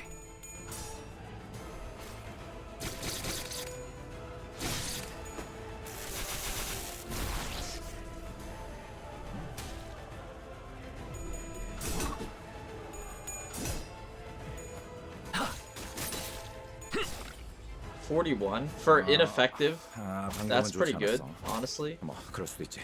포기하지만 말자고. Cool. Very nice. I was actually worried about this skill. Alright, now we just need to get a way to burst Tremor, and we're good. Triple tails on the Abno. Cool, very nice. 힘내긴 Still in the 해보자고. body here. We're Rogio skill 3 waiting room, man. This sucks. Gain 1 unresolved sorrow. I'm just gonna have to refresh myself here. Start a turn, gain attack power down by the count. Clash lose. Okay, so what was the other half? At the end of the turn, if this affects at 3, changes to expanding sorrow. Target loses 15 SP on hits. Stagger thresholds. Wavering emotions. Oh my god. Okay, whatever. We'll just make sure to win these clashes here. And we'll apply more Tremor, I suppose. 피워보지.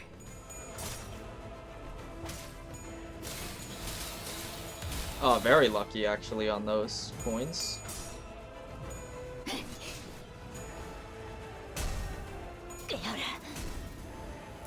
유효타 좋아. 계속 집중하지. Hopefully Mersault can get the burst tremor off here. That's like what I'm concerned about. Okay, we stagger. Huge, actually. So now he can actually just go off without having to clash at all. Very nice. 좋아. 방금은 전략의 승리야. 무력화. 계속 밀어붙이자. Stagger plus because of tremor. You're 완전 just 무력화. gone. Yup. Told you. Tremor's kind of good against this guy. Not bad, not bad. What was that, like 2 turns or something? Get shit on. Get shit on. Take 10% Wrath Affinity damage. When hit, gain attack power up next turn once per turn per center. Sure. So, hey, if you want a 2-turn bull in Railway, that's how you do it, man. Told you. I'm kind of the GOAT. You might be watching my videos and forgetting that I'm kind of a big deal. 기차와 같이 I'm 달려나가겠어. kind of a big deal in this game. 구보라는 친구분은 Okay, I'm starting to actually understand the parallel between this and like the Limbus interpretation of wings or whatever 최선을 and 다해야지. the original story. It's actually all starting to click again. The whole theme of the taxidermy genius, the original famous line, like, have you ever seen a taxidermy genius or whatever? And then the story itself was about a guy who, I guess the idea of the taxidermy genius was he's like outwardly is super intelligent, but on the inside he's very empty, and emotionally hollow, I suppose. And at the end he grows wings and flies away, and becomes free. Essentially, is like the rundown. And I see here that Isang is ever since the destruction of the League of Nine, and it was like Gubo told me to follow him. You know, if he had told me to do anything, I would have done it. That's when he became hollow on the inside, where he has like no opinions of his own, and the only connection he has is, you know, the mirrored version of himself, who's telling him to stay isolated, essentially. I noticed is like the theme here, and that's when it all clicked. Was as soon as they pointed out that his mirrored reflection is telling him to stay isolated, and keep to himself, because that's also what happens in the original Wings story by Isang, in real life, where it was he was a recluse essentially. And always kept to himself until he was free. He grew wings or whatever, symbolically. I don't exactly remember the details, but I remember the rough structure of the story. So that's essentially what's going on, I think, is he's going to maybe by the end of this chapter he will quote unquote grow wings and break out of his mentality right now being stuck and hollow, I think. Anyways, what is this, T-Corp? Yeah, these guys are fucking weird. They have pickaxes or something. Looks like Imagine T-Corp Plastic Collector. Sure, more fucking bullshit debuffs that I have to read. Oh, interlocking time. Reduce final damage by 30% and store it at 3 count. Take fixed damage. What the fuck? Reduce final damage by 30% and store it. Inflict interlocking time. So, it's a debuff that okay, so at 3 count, take fixed damage, and then gain 3 binds. So, okay, I understand. They put a stacking debuff on you, and once you get hit 3 times, it detonates the debuff to deal bonus damage, and then gives you bind. Sure. Borrow time. At the end of the turn, gain 3 haste and 2 damage up. If only 1 count remains, gain 4 bind and 1 attack power down next turn. Sure. Okay. If only 1 count remains, how do you reduce borrow time count? Does it just reduce at the end of the turn? Like normal? Why does it not say if it reduces, like, at turn end, lose 1 count? You know, reduce count by 1. Like, why can't it just say that? Because how did they lose borrowed time? I don't understand. Also, what is with these placeholder ass fucking... what is with these placeholder ass debuff icons? Anyways, gain 3 charge, combat start. Okay. On use at 5+ charge, clash power +2, become immobilized next turn. Immobilized, that's like a debuff from the golden apple or whatever. Doesn't immobilize like make it not able to act or something? 5+ charge, spend all charge to deal +1 damage. Okay, sure. At 1 HP, instantly heal up to 65% and recover from stagger 1 time only. After activating golden time, gain 3 fragile at turn end. Seems like a whole lot of nothing, to be honest. 내 앞을 막을 자는 없어. Genuinely seems like a whole lot of nothing. It does not say. It says at 1 HP. Essentially, at 1 HP, heal up to 65%. Does that mean that they can't die once they hit 1 HP, or is it like exactly when they hit 1 HP? I'm imagining once they hit 1 HP. Once they hit 1 HP, they can't take further damage, like they're unkillable. But it doesn't say it, so I don't know. Like, we'll see. Here, I guess. Will he die, or like... So you're just dead? Huh? We'll see here, too? Will we? Will we see there? Yeah, we will. Wait, so you're just dead? Wait, so what's the point in the... What is the point in this passive? At 1 HP... So they have to hit exactly 1? That makes no sense to me. What the fuck? What? Dude, that makes no sense. If they have no, like, death protection... And then it's like a stupid-ass placeholder debuff, like, looking ass, bro. Like, what the fuck? Bro. PM, what the fuck are you doing? Oh my god. Whatever. Just more filler enemies. Just reskinned filler enemies, essentially. That's all I can... That's all I'm getting from this. Literally just reskinned fillers. I don't remember if Gubo showed up previously, but I remember Herman was in Canto 1. She was the scientist that experimented on Gregor. Oh, here we go again with the no space poetry and the missing characters because it's a translation error. Flowering tree stands in the middle of the plain. No other flowering trees are nearby. Flowering tree stood, with flowers blooming in earnest, much like how it thinks of flowering trees in its thoughts in earnest. Yeah, it's a very similar writing style, too, to that famous poem. I'll approach. What was the purpose? For what purpose? Why do I even bother? Can I even heal? Am I allowed to heal? Nope, I just fucking trolled, apparently. Yeah, alright, good. Good stuff, man. Great. Oh my fucking god, bro. So troll. Okay, see? He's quote-unquote growing his wings and leaving. I told you, man.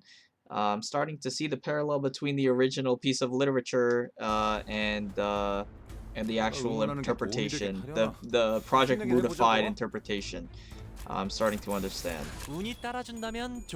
Just takes a little bit.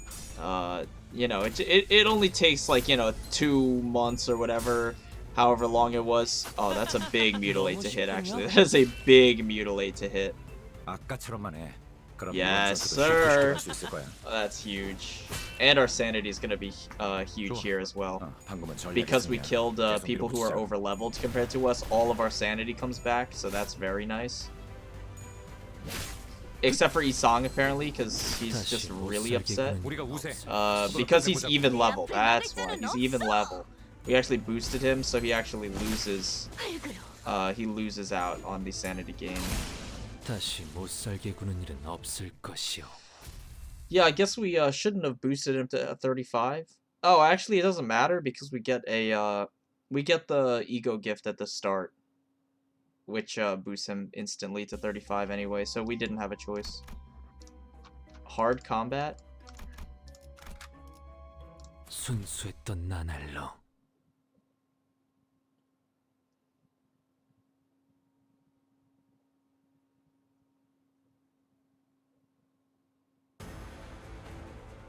최선을 다해보자. It's only one wave. 아이, 방금 Hard 벌레 combat 말은 my 듣지 않는 ass, 사람 bro. This 누구야? seems pretty normal to 내 me. 앞을 막을 자는 없어. Full auto again. 날 뛰어보라고.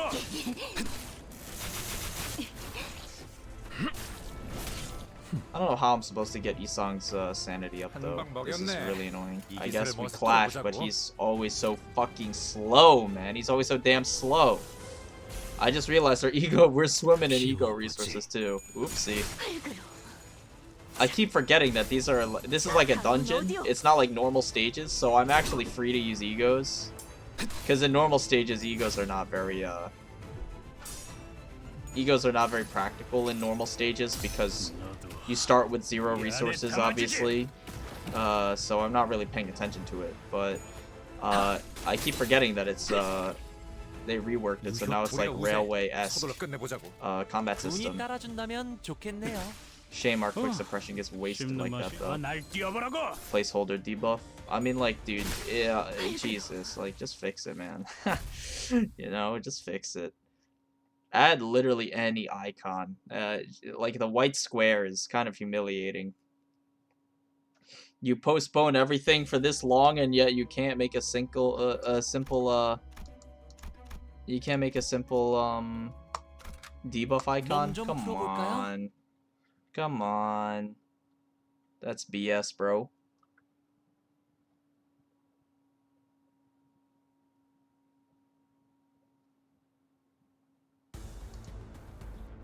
최선을 다해보자. One wave of shitter 방금 enemies. 벌레 말은 듣지 않는 Okay, 사람 dude. 누구야? Like, talk about filler.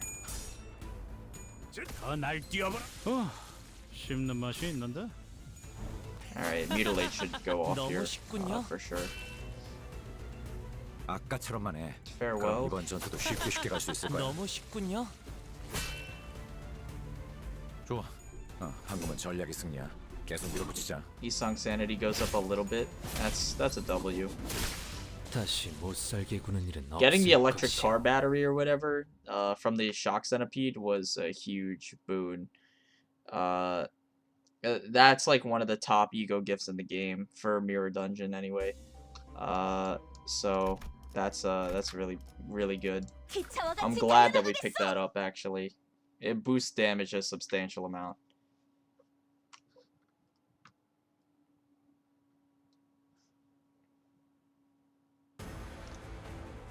Okay, see, this is what I would consider like hard 방금 벌레 말은 combat. 듣지 않는 사람 누구야? The enemies are actually a little bit challenging. It's just these stupid idiots. The stage 9 wave 3 K Corp guys, the stupid ass enhanced K Corp guards. They're just so annoying.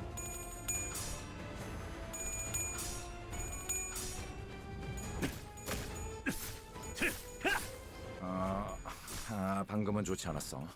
뭐 그럴 수도 있지. 포기하지만 말자고.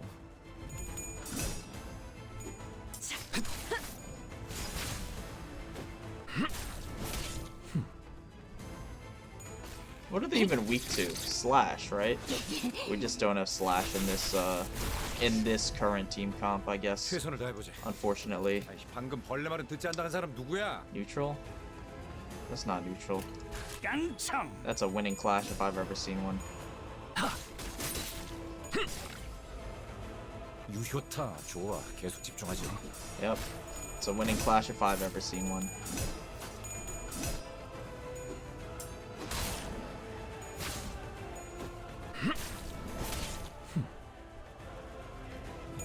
Oh, I just used a 0 charge rip space. Whatever. I mean, he'll die, but actually, it's fine.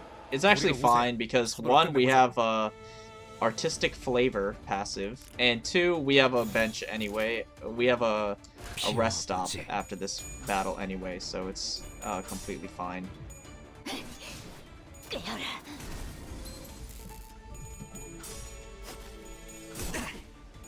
재밌네요.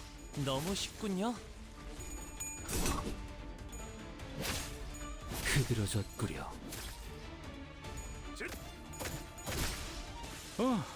씹는 맛이 있는데. Yeah, okay. 씹는 맛이 있는데. Get out of my face.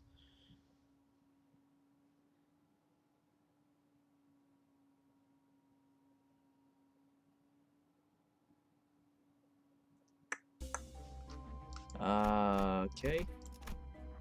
Heal up, sure. 35, leaving the removed squares. Isang takes staggering steps to somewhere. And now Dongrang's turn has come. At this point in the past, he'd leave for K-Corp and give the wing his technology. Alright, so yeah, I assume this is going to be a mini-boss. Then we're going to heal up again, and then the final boss. Sure. Sure. Edit team 5 out of 7. Noted, but I think I will abstain from using 7. We'll go like this. 순수했던 나날로 Bringing all 7 seems turbo grief. I don't know. 7 sinners seems way overkill. I feel like having extra slots is just so much better. But we'll see. Maybe I'll get bodied. We'll see. Okay. We're getting very profound. And in a good way, actually. I really like what's going on with the story now. It only took them like a really long time to get here. But Dongrang's distortion, I think that's really, I don't know if beautiful is the right way to put it, but his character, it kind of got redeemed for me, I think, in that story segment. Again, I skipped it so you don't have to read it. But if you don't remember what happened, it's basically him reflecting on his past and saying, like, you know, he originally he wanted to help people and heal people with technology and whatever, but when he threw the it goes back to like the yellow calf, like he helped the yellow calf out of no other reason than his own desire to help. Excuse me. You know, through no other motive than to help. And when his technology was thrown into the what is it? The concept incinerator. That motive of helping just for the sake of doing good, that motive was also incinerated in the process. So that's why he turned to K-Corp, and that's why he does all the cruel things that he does. Because even though outwardly he's helping people just like he always dreamed he would, he knows that inside he doesn't feel good or fulfilled about it, even though he's finally doing what he dreamed of, which I think is very beautiful because it mirrors Isang's taxidermy genius motif, where he's doing all these amazing things, but he feels nothing for it. So I think that's really profound, where they tied it all back. It's very thematically, it goes full circle thematically. So they did end up getting there in the end for Dongrang's character, which I think it took them long enough, I guess. So we have more untextured debuffs here. On use, inflict empty mark. It's an eyeball, apparently, but the icon is not there. Targeted by Dongrang. Gain 2 bind every turn and take plus 50% damage from Dongrang. Okay, and he does this move once, and then the other one, okay. Dongrang, one who denies all. What is his distortion? It looks like it's some sort of, I mean, it looks like it's related to the yellow calf. Or the cow, but I don't know what the meaning of the scythe is or whatever. I don't really know, honestly. You know, I'm not a lore nut. I just play the game for the gameplay. I don't. Looks like he's got 1 body part, and he has 3,100 health. Jeez. All right, that's pretty rough. I would like to start winning some clashes here for sanity, obviously. Who do I want to get the empty mark? They take extra damage. Targeted and gain 2 bind every turn. Targeted, gain 2 bind. I don't really care about Chef getting bind, I think. And he only has 1 body part, so the AoE skill is not going to matter as much this fight. So I will gladly just throw it out to win a clash and get sanity going here. Because AoE has 0 value in a fight where the enemy has only 1 body part. Come on. Okay. Nice. Offense level diff, as per usual. Weak to pierce, just taking note of his resistances again. Here. I'm trying not to. I've been. How long have I been playing Limbus? This episode is 2 hours. This session has been 170 minutes. Because again, I'm cutting out all the story and the loading screens for you. But this session itself has been 170 minutes, so I'm kind of getting a little tired. Trying to make sure my gameplay doesn't degrade my gameplay quality, but it's kind of hard because I'm a little bit fatigued. Thinning. Clash lose, gain fragile. Okay, so he'll gain 3. Heal by damage dealt if target does empty mark. Okay, so we have to... Okay, so it's kind of like Cromer. You tank empty mark on one person, and then you redirect all of the moves the next turn, and then they become vulnerable. I get it. Destruction, 10 plus 4. AoE targets 3 on hit, 10 bleed. Sure. Nothing out of the ordinary, to be honest. Pretty standard. We'll use Fluid Sac, because we want sanity. I didn't use it last turn because I don't want to waste the gripping, obviously. That's the main reason I didn't. And we want to make sure we clash with our strong skills so that we don't... accidentally let one of these thinnings slip through, because we value the clash lose gain fragility very highly, obviously, so... yeah. This is a very scary skill, though, it looks like, to clash with. Yeah, okay. Sure. Yeah, the thinning skill seems pretty scary to clash with. Thankfully, Fluid Sac is really pulling through, giving us the sanity we need to hit heads semi-consistently. So we make sure we win these clashes here. Very nice. Too fragile from Leap getting a lot of value here too. And it looks like we're going to be doing the same thing here. Empty Mark never degrades. Okay, I see. So it's slightly different from Cromer, but not that much. Alright. You do not have sanity, so I will put you on a less important clash. I mean, all of these are pretty important. You know what? I'll just choose not to clash with you. We can do Leap into Rip Space and just trust that Dawn will win this clash. We can just trust that Dawn will win this clash. If she wins the Leap clash, then she'll win the Rip Space clash. We do have Gripping, so we can set up with Body Sack here. And then I suppose we will save our damage skills for next turn on our pop-off turn. Like, now I'm starting to play it a little bit more like Railway. Actually, I mean, we could clash with something else. What are we clashing with here? Leap? We could clash with skill 3, Bloodsteep Scent. I'd rather not, though, kind of. Remind me what Dimension Shredder does. On hit, if charge was spent, deal bonus pride, damage by target's rupture, and reduce rupture count by 5. We could use this, and then we'll use Dimension Shredder next turn, so we can make Leap not have to clash. Let's just make sure we do this right. I'm pretty sure that should make Leap go first. It should make Leap go first. If it doesn't, then I don't know what to do with myself. I'm like, I don't remember. I'm rusty, okay? I'm rusty. Clashes always go first, I think. We lose the trimming too. That's so annoying. So he heals. Yeah, okay. It's been a while, alright? Cut me some slack. It's been a while since I had to pay attention to these mechanics, because there's not really, there hasn't really been much skill testing content since Railway ended, so I haven't really had to pay attention to stuff like that turn order nonsense.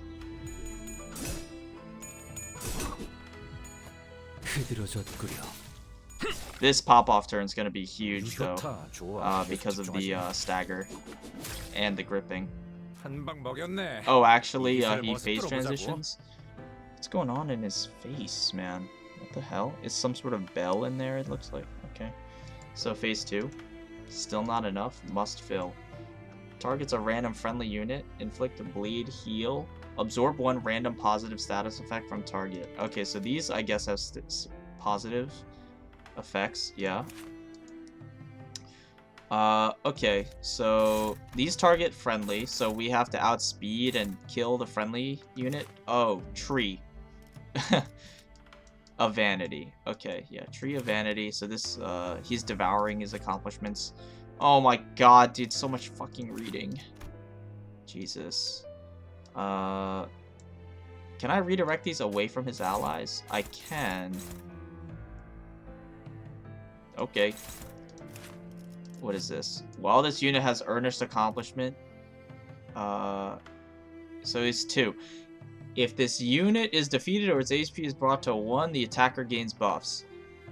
Turn start, Dongrang gains 1 protection and 1 attack power up. So we're not even supposed... Turn start, Dongrang gains? So he hasn't gained yet. I guess. I guess it doesn't count. Yet. While his earnest accomplishment can only be defeated with Dongrang's attacks. If a center drops this unit's HP to 1, the center heals and this unit gains empty honor. If Dongrang defeats his unit, Dongrang heals and powers up next turn. If Dongrang defeats this unit, he loses HP, gains 1 emptiness, and is weakened next turn. I wish I knew what emptiness was. Does not say. So we do want to lower the trees, I guess. Or we could just try to burst him through it, but I feel like that's kind of a...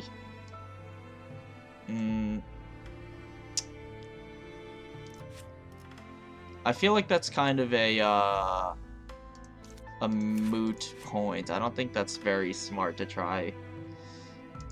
Although he doesn't have protection, so we could try to get some damage in on him here. I guess. Like, still, I don't truly understand what's going on. Absorb 1 random positive status effect from the target and gain it next turn. Dongrang gains protection and attack power up. If this unit is defeated or its HP is brought to 1, the attacker gains buffs.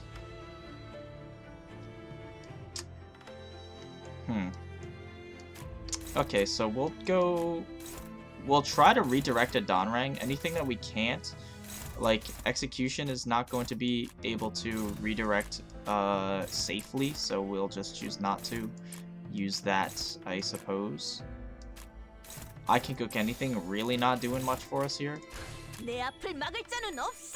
We'll spread our damage a little bit, I suppose.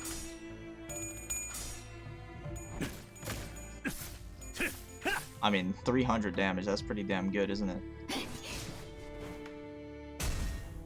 You're 19 sanity? What happened? Huh. Alright. Yeah, I mean, we're still doing good damage here. And then, Isang hopefully should win these. How are you hitting so many heads? Jesus, that was close, actually. That was really close. Oh, the AoE!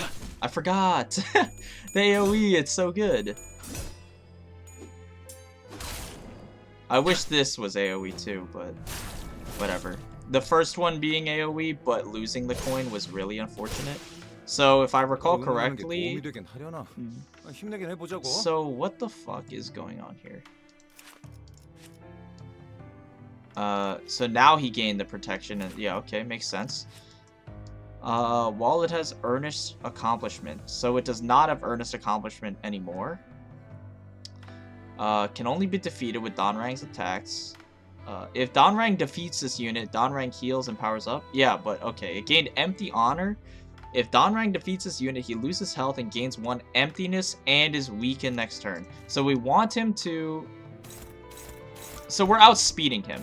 So if I understand this correctly, if we take these to 1 health each, and then he will eat this, he will eat that, he will eat that, and then we'll just lower this tree to 0, I suppose. I'm sort of understanding. I think I'm understanding. What's next? Okay, we're good. 깡총. So this should gain like a really shitty debuff. And then Dongrang will... He's 1 speed, so Dongrang will move last, I believe. And then eat the tree, and it should gain like a really bad debuff. He will like lose HP and whatnot. I think. So he eats this. And he eats this. And he loses a bunch of health. And then gains 3 emptiness. At 4 count, Dongrang becomes staggered. Okay, see, I'm understanding now. See, I'm starting to... See, like, this, it kind of makes sense. I wish they would have told me what emptiness did at the start, but this is like a big step up from the last fight. Like the... What was it? Stage 48. Stage 48. This is a big step up from that fight, because I'm actually kind of understanding what's going on, which is a huge plus. We'll just cycle out some shit here. I guess we'll, excuse me. I don't think this will out... I mean, it could outclash, but I have my doubts.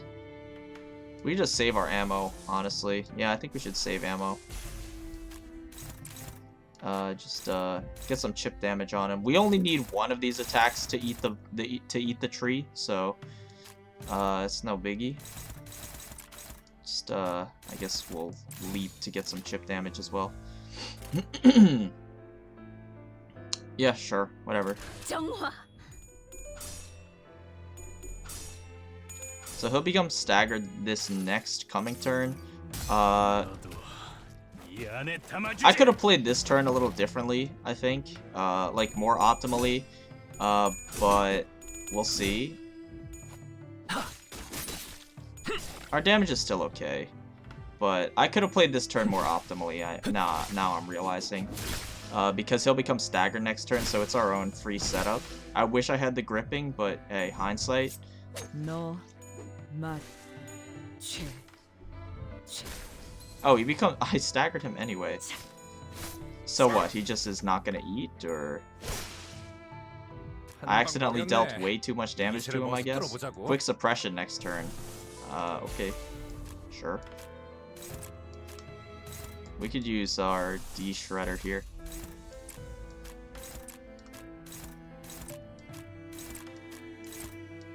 I mean, this should do a ton of damage. Even though he has 1 prot, we should still do a bunch of damage here. I mean, this fight's as good as 1.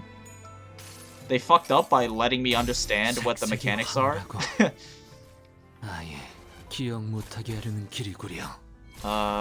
They fucked up by letting me understand what the mechanics are.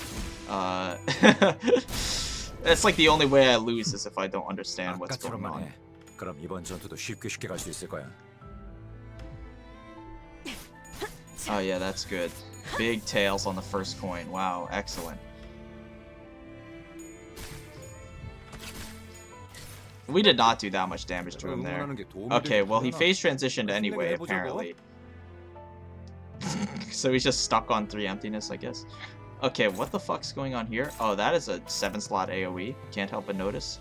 Okay, resentful tree. This unit that defeated the unit that defeated this unit heals health and gains 1 haste and attack power up. Okay, so we want to keep him from eating these if possible. Okay, so that's what? That's it? Born fruition? Born fruition. Okay, sure. What's going on with the sprite? I have no idea. Okay, so now he's an eyeball. Must fill. Targets a random unit. Observe 1 positive status effect. Sure, yeah, whatever. It's too late now. On hit, inflict 5 fragile. It's all burned up. Target 7, inflict 2 fragile, 5 rupture. Heal by 10% of damage dealt. I mean, obviously we're not letting this go, but now we're really not letting this go through. This will double in coin power, so it's going to be roughly 20... I mean, 15 by 2 is like 30. Well, 15 minus 3, 12, 24, plus 3, so 27. So this should outclash if we hit all heads, which is probable. And then I guess we'll start cutting down these trees, if possible. The AoE, obviously, is really a huge help. Yeah, I'll clash here. I wish I knew what the AoE was targeting. Our AoE, obviously, is what I mean. We can just tank this, to be honest. I don't really care about this. We could use Fluid Sac here, actually. Could be pretty, fruitful. We're outspeeding Dongrang, too, so we're going to, eat his move there. So, what trees are we eating? We're clashing there, that's fine. We want to eat this tree. Sure. We have 2 other things. I mean, we could just double rip this tree. That should get rid of most of the trees.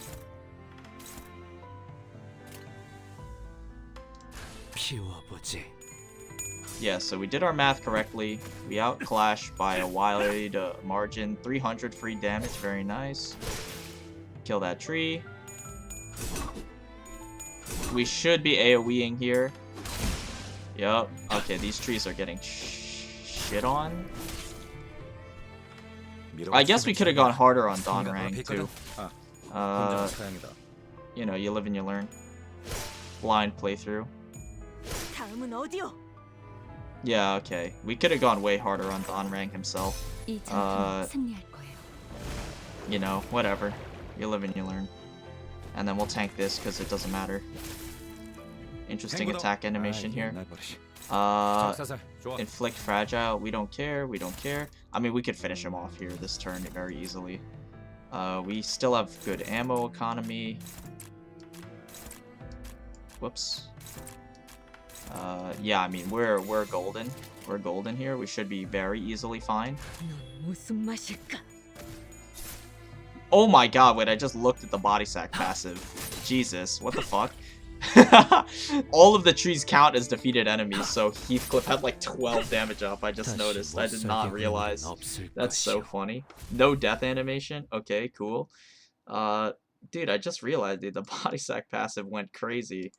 That's hilarious. What the fuck? His Graze the Grass had like, had like 30 power. Isong skills gain +2 final power. When an ally dies, remaining... Okay, an ally's not gonna die, probably. Let's just get that out of the way. Taking a backward glance at our trails. All of us have been suffering great losses. Indeed. Sure. Leaving the room of squares, staggering steps to somewhere. And now Dongrang's turn has come at this point. Yeah, okay. So we're final boss. You'll no longer be able to travel to other nodes. Isong will fully heal HP and have their sanity reset to 0. I mean, what other nodes would I even want to go to? I've gone to every node. No, I can't leave.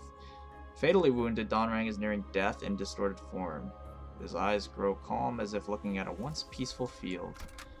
Okay, 7 max. Obviously, we're not doing 7 max. I kind of liked our other lineup. Maybe we could swap Heathcliff out, but I think we're pretty chill with this. I think we're pretty chill with this, so we'll run it. I think for real, bringing 7 Sinners is a trap. There's no way it's optimal, but we'll see. All right. Okay, I get it. Dongrang has now... They set it up in the last one. I was, you know, when I was talking about the story and payoff for Dongrang's character before, they, oh, hold on. Is this the Millie song? I gotta crank this shit. Hold on, before I start yapping. I better hear some lyrics.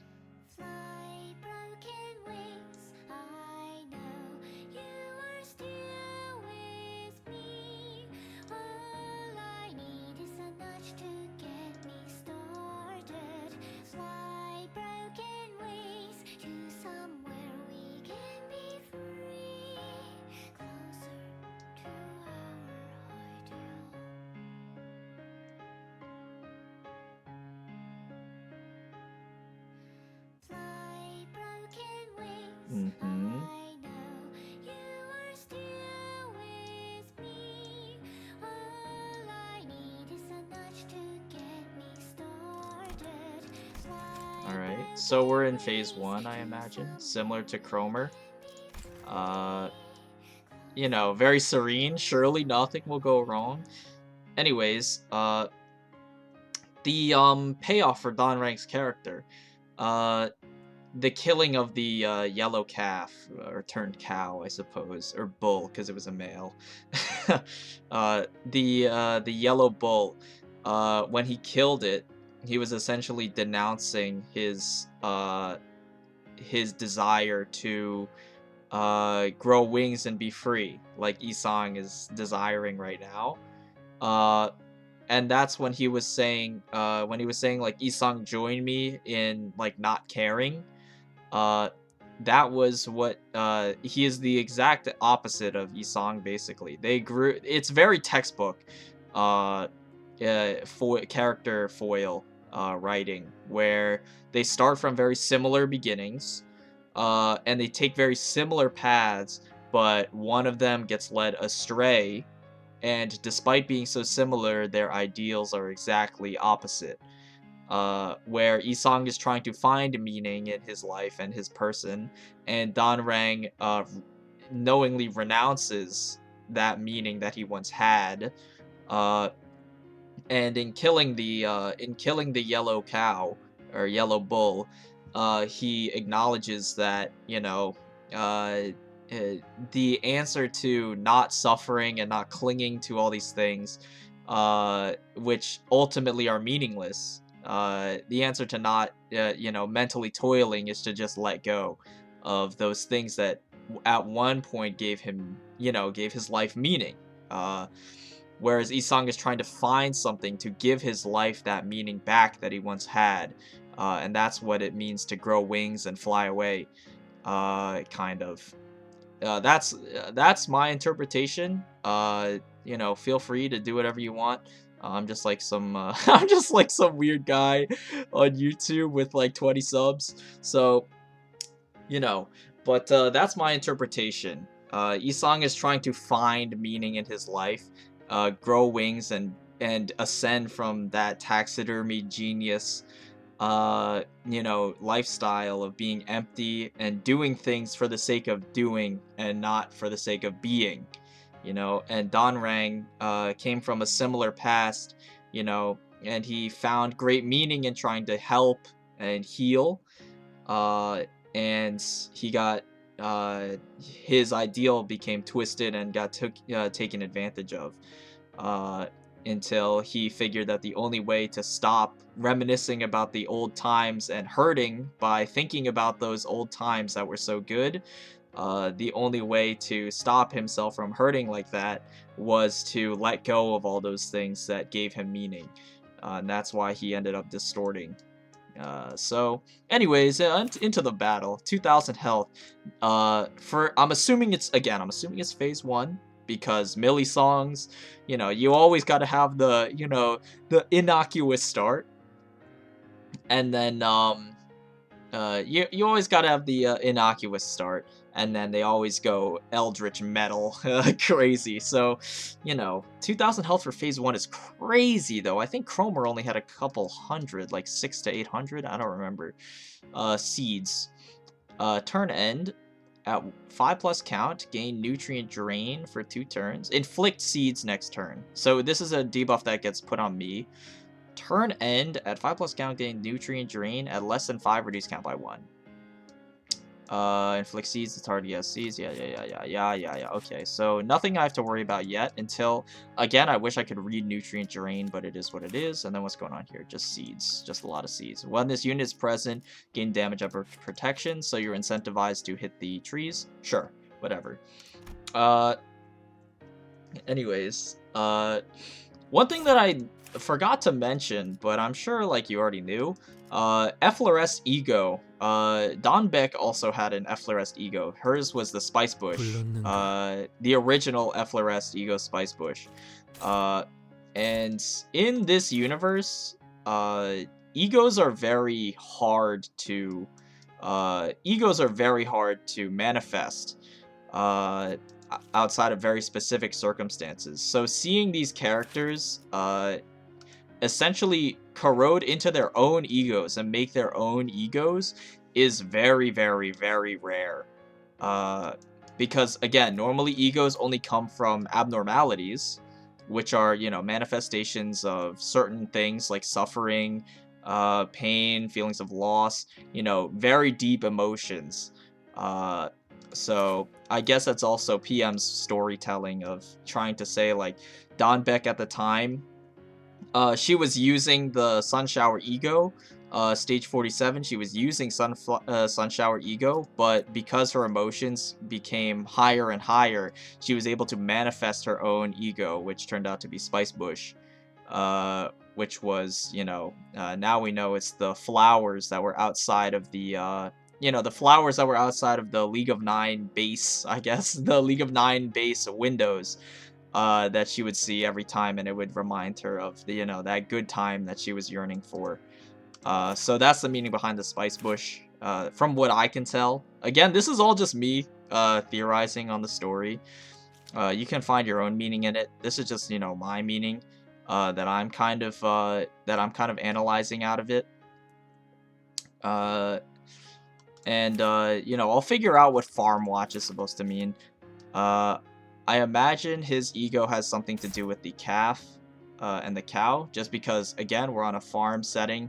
I can't help but notice that there are limbs of cows, I imagine, or, you know, nondescript ungulates, in the, you know, hidden among the blades of grass and wheat.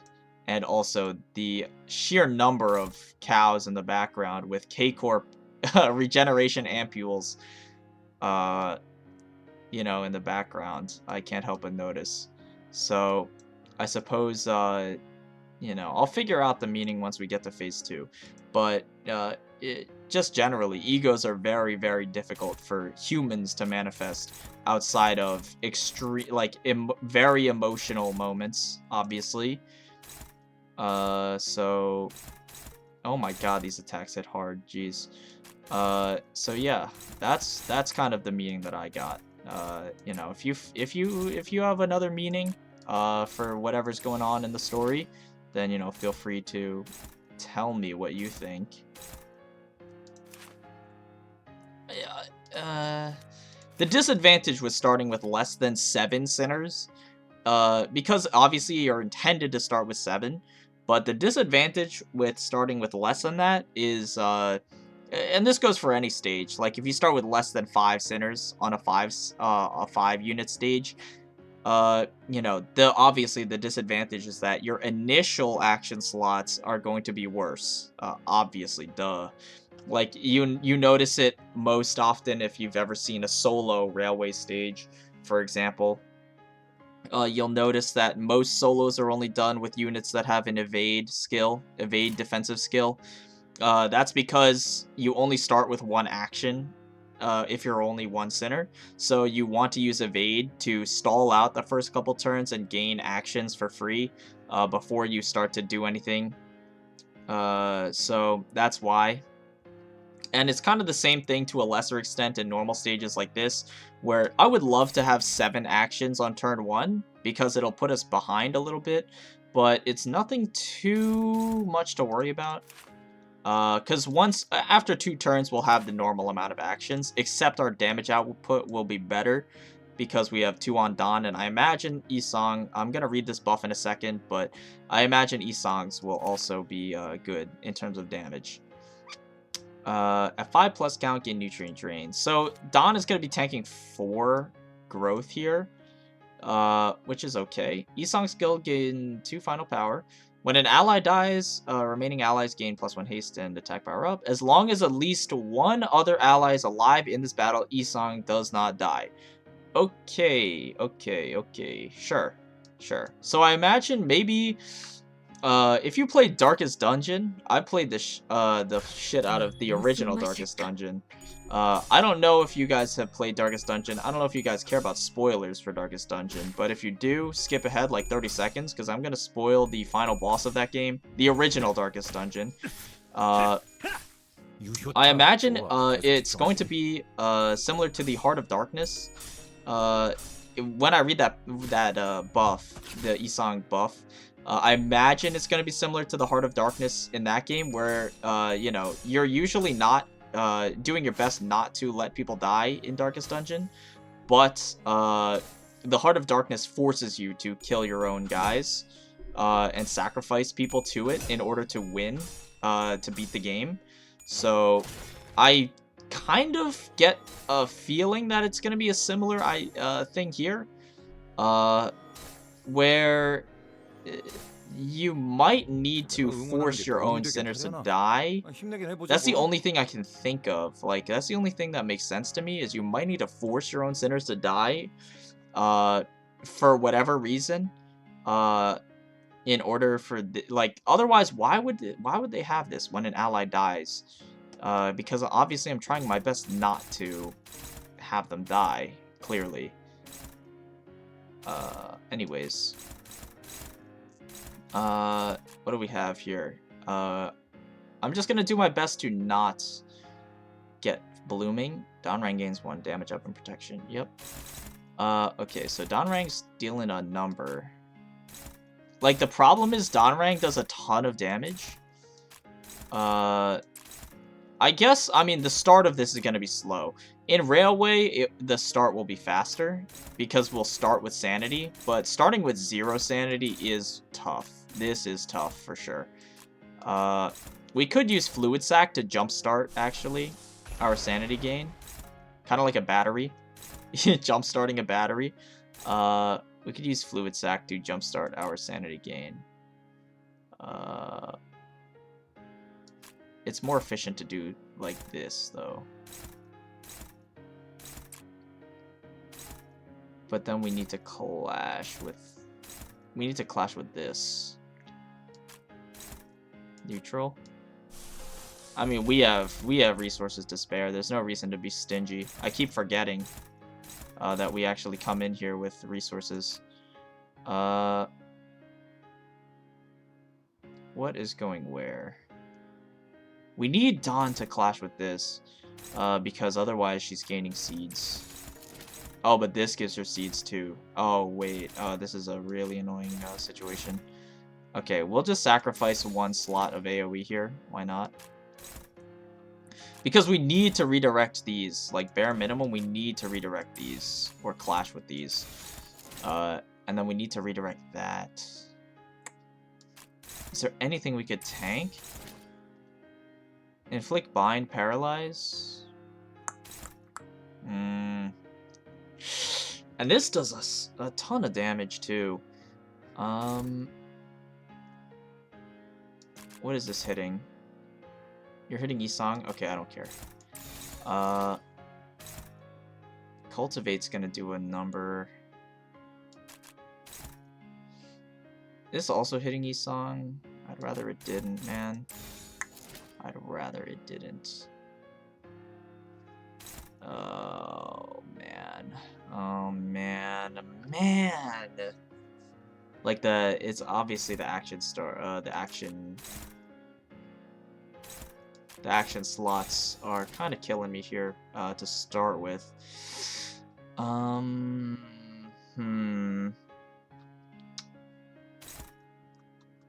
mean, Isang can tank that, but, like, dude, I really want to redirect this Cultivate, because I know this is going to do a ton of damage. I think it's just bugged. Yeah, 34? I mean, we could tank it, but, like...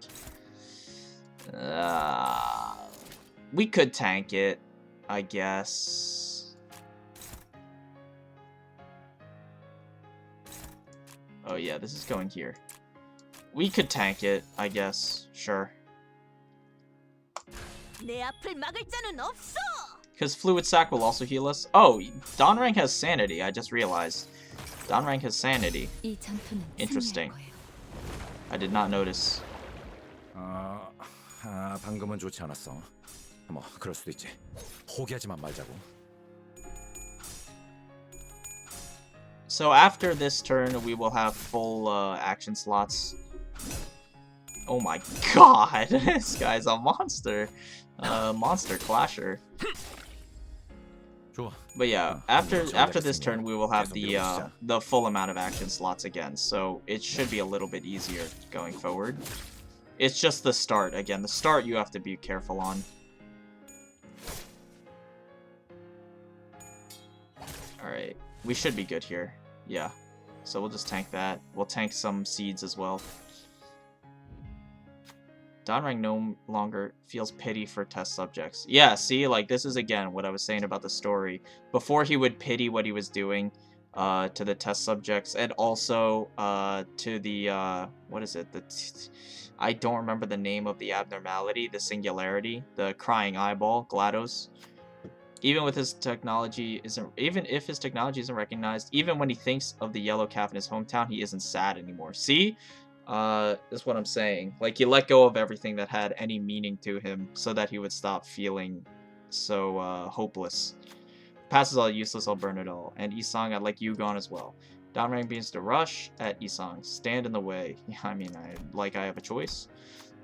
Who will stop Dongrang? Yeah, I guess, Isang modifier -10. Yeah, I suppose, huh? That's how it is.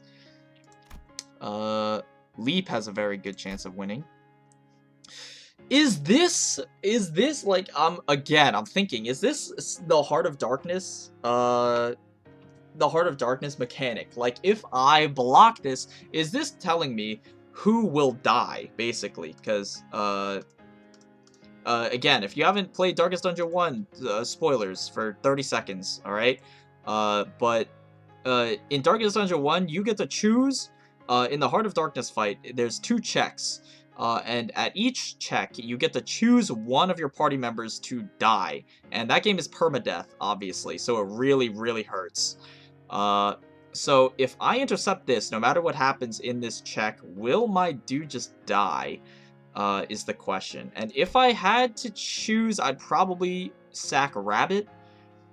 Because I imagine it's a similar mechanic to the Heart of Darkness.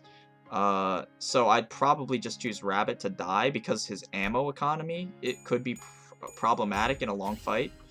Managed to block, you're being a nuisance. Beneath his bitter chuckle was a cold fury. Easy as salad. What the fuck happened? Nothing? Okay, we're back with the lyrics and there's more trees. Sure. It's a fucking lot of trees, though. Jesus. Okay. Sure, I guess. Oh, it's a new verse.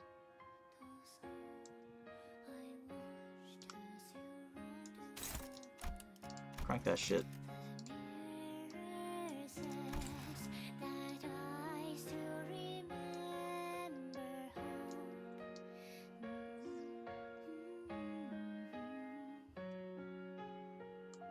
Cool. Wings. I won't subject you to my singing. Don't worry. Overheal. Okay, so new move. Inflict 3 seeds and overheal. Count rise by the amount of HP Dongrang caused to heal at 50 plus count. Take gluttony damage by the effect sound, gain fly, fragile, and move the effect.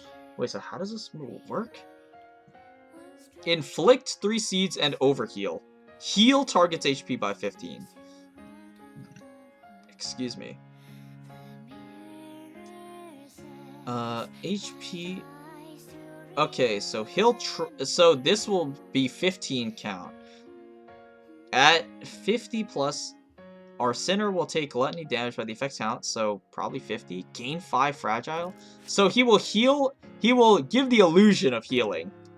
He will heal 15 a couple times, and then, you know, once the buff hits critical mass, it will detonate. Similar to the it was some Abno before. I think it was the Fairy Festival. I don't remember. When the HP is brought to 85 and 50, respectively, spawns 2 trees of desire and change behavior. Sure. So, yeah. Okay. So, obviously we want to clash with this. We don't want overheal for sure. We could just spam body sack every single turn, actually, and just get, we should be activating our eco passives, actually. Obviously we want fourth match flame passive going. What is this one? At the start, gain wrath, for wrath resonance? We're not really resonating wrath, mostly. We'll start with fourth match flame, too. I don't think Dawn has any ego passives that are worth noting. Lust Resonance, yeah, that's not happening. Telepole. Sorry, a random ally with charge gains Envy Abs Res. Yeah, that's like never happening either. We're paralyzed. Okay, you know what? We're probably gonna have to use an ego. We'll use Teledon, sure. This is like way overkill.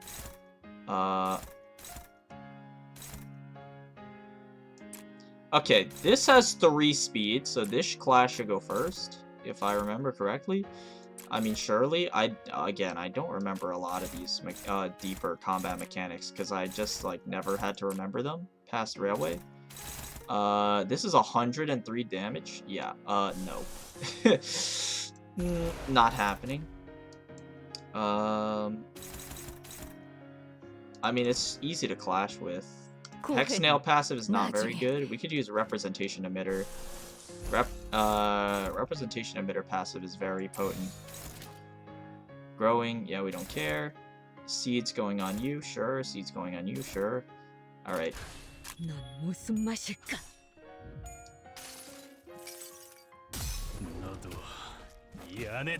Overall, seems like a very methodical boss.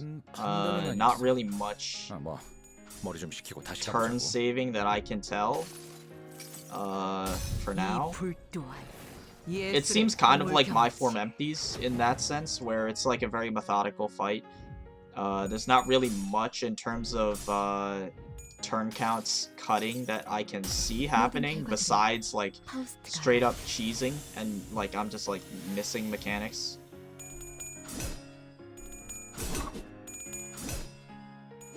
AoE goes crazy, very nice. I think I just blanked my own Teledon actually by accident. Yeah, I think I just blanked my own Teledon. I mean, I'll just use the next turn, it's no big deal.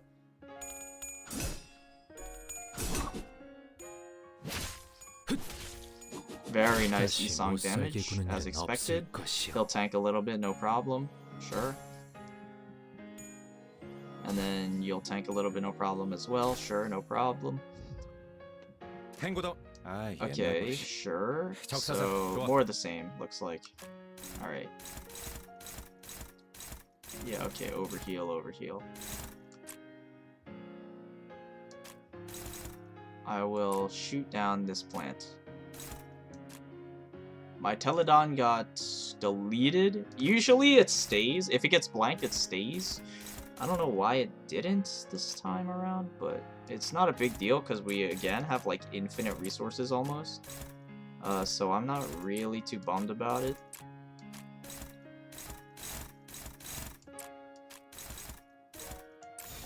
We will have charge, so I guess we'll use Rip Space to clash here.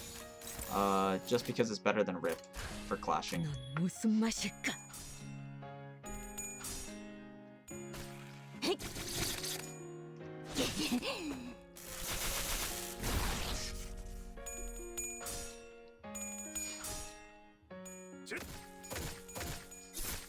Seven, huh?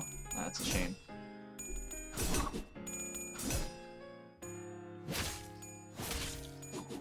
Oh, I didn't ever look at his resistances either. I should definitely do that. Look at the enemy resistances. It would be very helpful to know, obviously.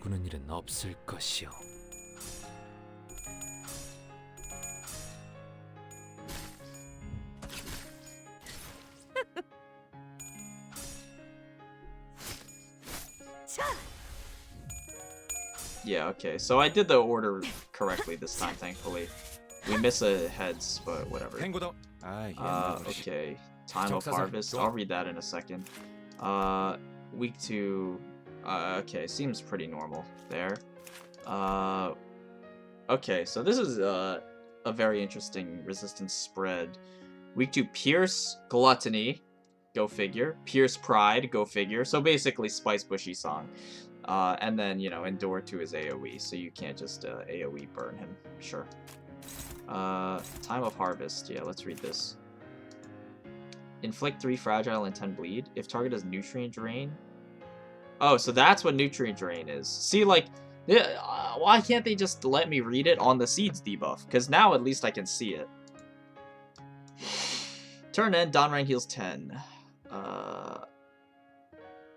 Okay, sure. If target has Nutrient Drain, heal 20, gain 2 attack power up. Still, oh my god, he's so many fucking passives. Okay. Sure, so obviously we're just gonna clash with everything. What is the clash power here? Because he's paralyzed, so it's disingenuous. Oh shit, that's pretty high. Oh, what is that, 19? That's 19 total power? Okay, we're gonna be using Isang twice here, and obviously we're gonna be using an Ego, for sure. Yeah. Alright,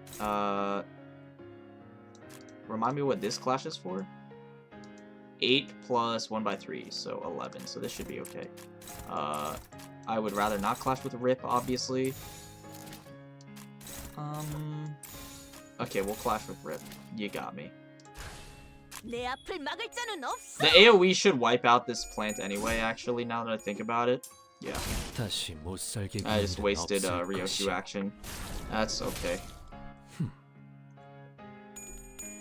It's not like she was gonna do very much damage anyway, so...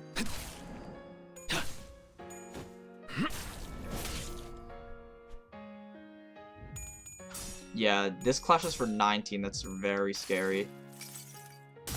너도 이 안에 담아주지.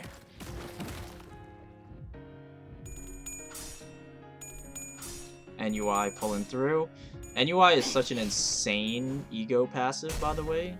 Disgusting. Offense level diff here. Very nice. Just get a couple rips in.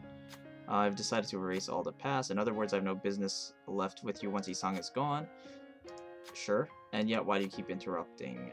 Maybe this gap could be exploited. I will stand in his way. Wrath advantage. Wrath advantage, and yet you're not letting me use Wrath skill. Sure, whatever, man. I trust...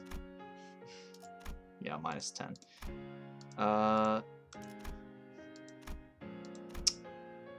Who do I want to use? I guess I'll use Faust. Yeah, I'll use Faust. These three are all functionally identical. Actually, I'll use Ryoshu, I guess. I assume this check is to stagger him. Actually, hold on. What the fuck? Plus 5? So it's 8, min 8, plus 2, plus... we only need to hit 2 coins with this, actually. This is min 9 to 21. So we only need to hit 2 coins. So the odds of us winning this are extremely high. Yeah, okay, we're good. Focus was elsewhere. The move did not come through. I see where you stand. Then I'll just get rid of you all along with Isong and his ideal. Sure, so do you get staggered, or... 좋은 행구도. 요리법이요. 아, 옛날 버릇이. 적사살, 좋아. Nope. Okay. Any new attacks? Yeah, please be my nutrient. On use, all trees of desire heal 15. If there is no trees, spawn 1. On hit, okay, sure. Wait, that is insane. What the fuck? 12 plus 15? Jesus Christ. Oh my god.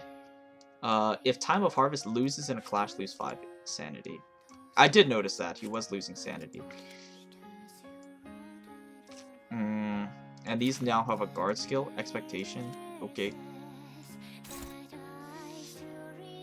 What is this? It's an AoE? Does not say it's an AoE, for the record, but I guess the targeting says it's an AoE. Sure, we'll clash with Body Sack then. Oh my god, dude, disgusting.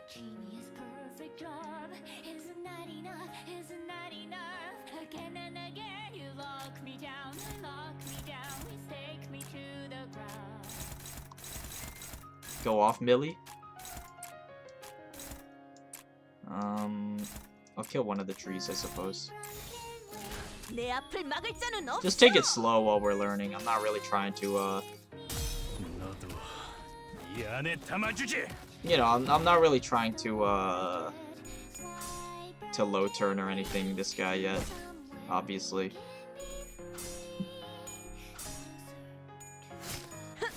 자,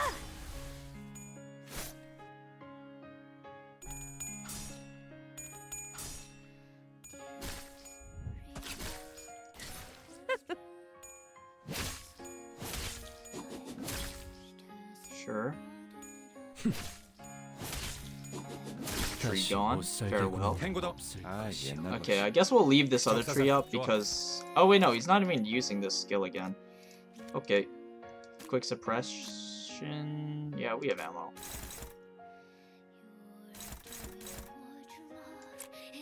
Time of harvest, sure. We do have no tremor, actually. We have 0. What are you hitting? You're hitting Dawn. Yeah, sure. This is a huge pop-off turn, though, for sure. Because we have quick suppression and everything. If only we had gaze. Okay, what's going on here? Just checking all our clashes again. Just make sure we're all good. Sure. I would like to use Hexnail, actually. Oops. I would like to use Hexnail. This targets randomly. It's actually targeting favorably for us here, so we could use this here instead. One thing to note about Hexnail. Just a reminder, Hexnail, everyone knows it's really good. 3 Pierce Fragility, 1 Envy Fragility. The Overclock actually has inverted Fragility, so it gives you 1 Pierce and 3 Envy. Instead of 3 Pierce, 1 Envy normally, it gives you inverted when you overclock it, so 1 and 3. 3 Envy Fragility is obviously very strong with Rip Space, so that's why we overclock.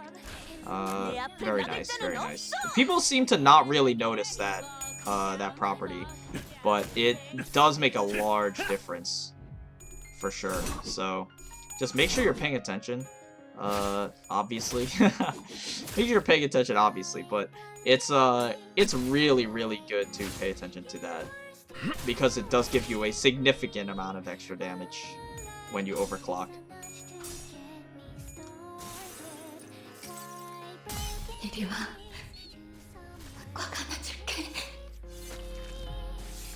Because look at the sheer number of debuffs we have on this fucker. Yeah, 200. So that's a significant amount of damage. And then I Can Cook Anything should finish this, I think. 4th match Flame too should finish it. No. Oh, you are so screwed. You're at 1 health, so I guess phase transition. Shouldn't be wasting my time. Coming with a sudden realization, stopped in place and looked up at the ceiling as though he was looking at the stars. This very moment I'm losing out for each second it spends without crying. Referring to the singularity. The opportunities and time to change the world are scattering. Glared with bloodshot eyes. Isang, it's you. You're the only one who needs to go for this to be over. Stand in his way, obviously. Isang walked ahead. I must insist that I mark the end for Dongrang, for that would be the most ideal. Sloth advantage, ... Oh my god. Plus 20, huh? See, like, this is what I mean about the in-combat checks. Like, they help you get a sense of the atmosphere. You know what I'm saying? Like, it really helps build the atmosphere of the fight. That's what I was also missing from those other fights that I mentioned in those other videos. The in-combat checks, some people don't like them because it, like, kind of breaks up the combat pacing for them, but I think it really helps to build the characters, and it helps you imagine what's going on in these fights. Beyond, you know, wailing on the enemies. It helps build the scene. Isang, I plead you. End this now, Dongrang. How can I? In the end, someone has to cry tears, isn't that right? Dongrang pulled the weapon lodged into himself deeper inside. Let's end it this way, Isan. 내가 응원하는 게 도움이 되긴 하려나? 힘내긴 Okay. 해보자고. Jesus.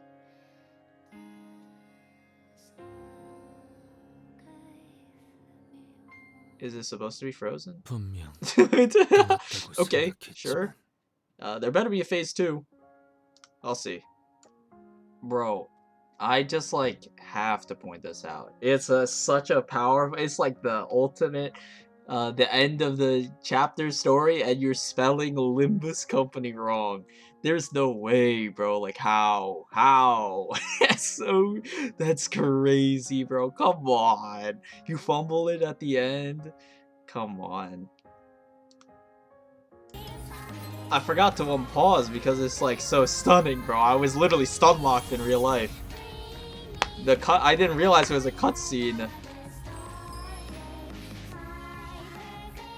Bro, I kind of got the chills. That was insane. That was insane. And you see his face. Alright, I'm not gonna... No more skipping the story. I'll go through this as well. It can't be that much more. 우리의 눈에는 별들이 떠올랐지. 반짝거렸지. 네 날개만큼 반짝거렸어. 나는 구인회라는 그늘에서 항상 벗어나고 싶었지만 결국 끝에서 품어주고 마는 건 그날이구나.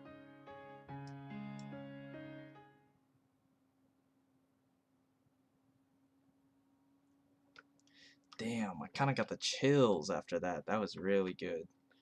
That was really good.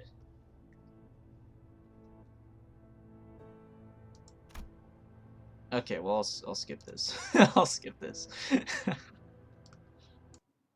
Okay, I think that's the end of the story. 꽃이 보이지 않는다. What the hell's going on here? 꽃이 향기롭다. 향기가 Oh, is this... 만개한다. 나는 거기 Is this... 묘혈 I have to grade his Sarajine. 그림자를 쫓던 나날들 Okay, it's different. 남은 건 허망한 기억. It's similar to Rogia's. It seems like it's in minor or something. 불길이 나를 태운 것처럼 내 손에 집힌 먼지뿐. Okay, yeah, it's similar to Rogia's then. 향기가 만개한다. Oh, he's a rap god. 반다 묘혈도 보이지 않는다. 보이지 않는 묘혈 속에 나는 들어앉는다. 나는 눕는다. 쉼없이 달려왔던 나를 죄어오던 시간들 이조차 그리워질까. Bet you didn't know I could speak Korean. 너는 나 언젠가는 돌이켜볼 기억 속에 Okay. 미소 지을 수 있기를. So, okay. 향기가 만개한다. 나는 잊어버린 I kind of dig it, honestly. So far, Gregor's always going to be my favorite, I think. His is really, really good. Talking about the credit song, obviously, Sarajine. I think Gregor's is my favorite. Sinclair might be. This is a runner-up for second place, maybe. Sinclair's is, like, also pretty good. I think I like this one more than Sinclair's, though, maybe.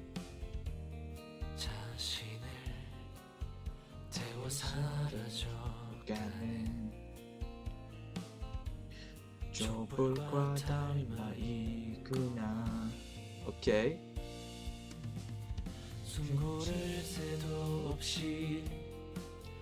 떠밀려 던져진 날 속에 내 길을 갈 수 있기를 어느가 언젠가는 돌이켜볼 기억 속에 미소 질 수 있도록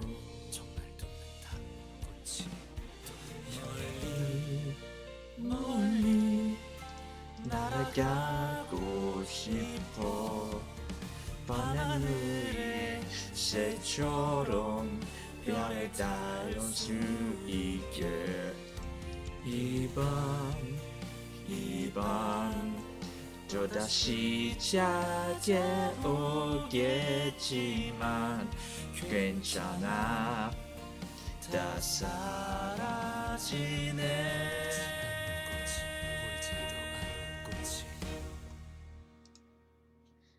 괜찮아.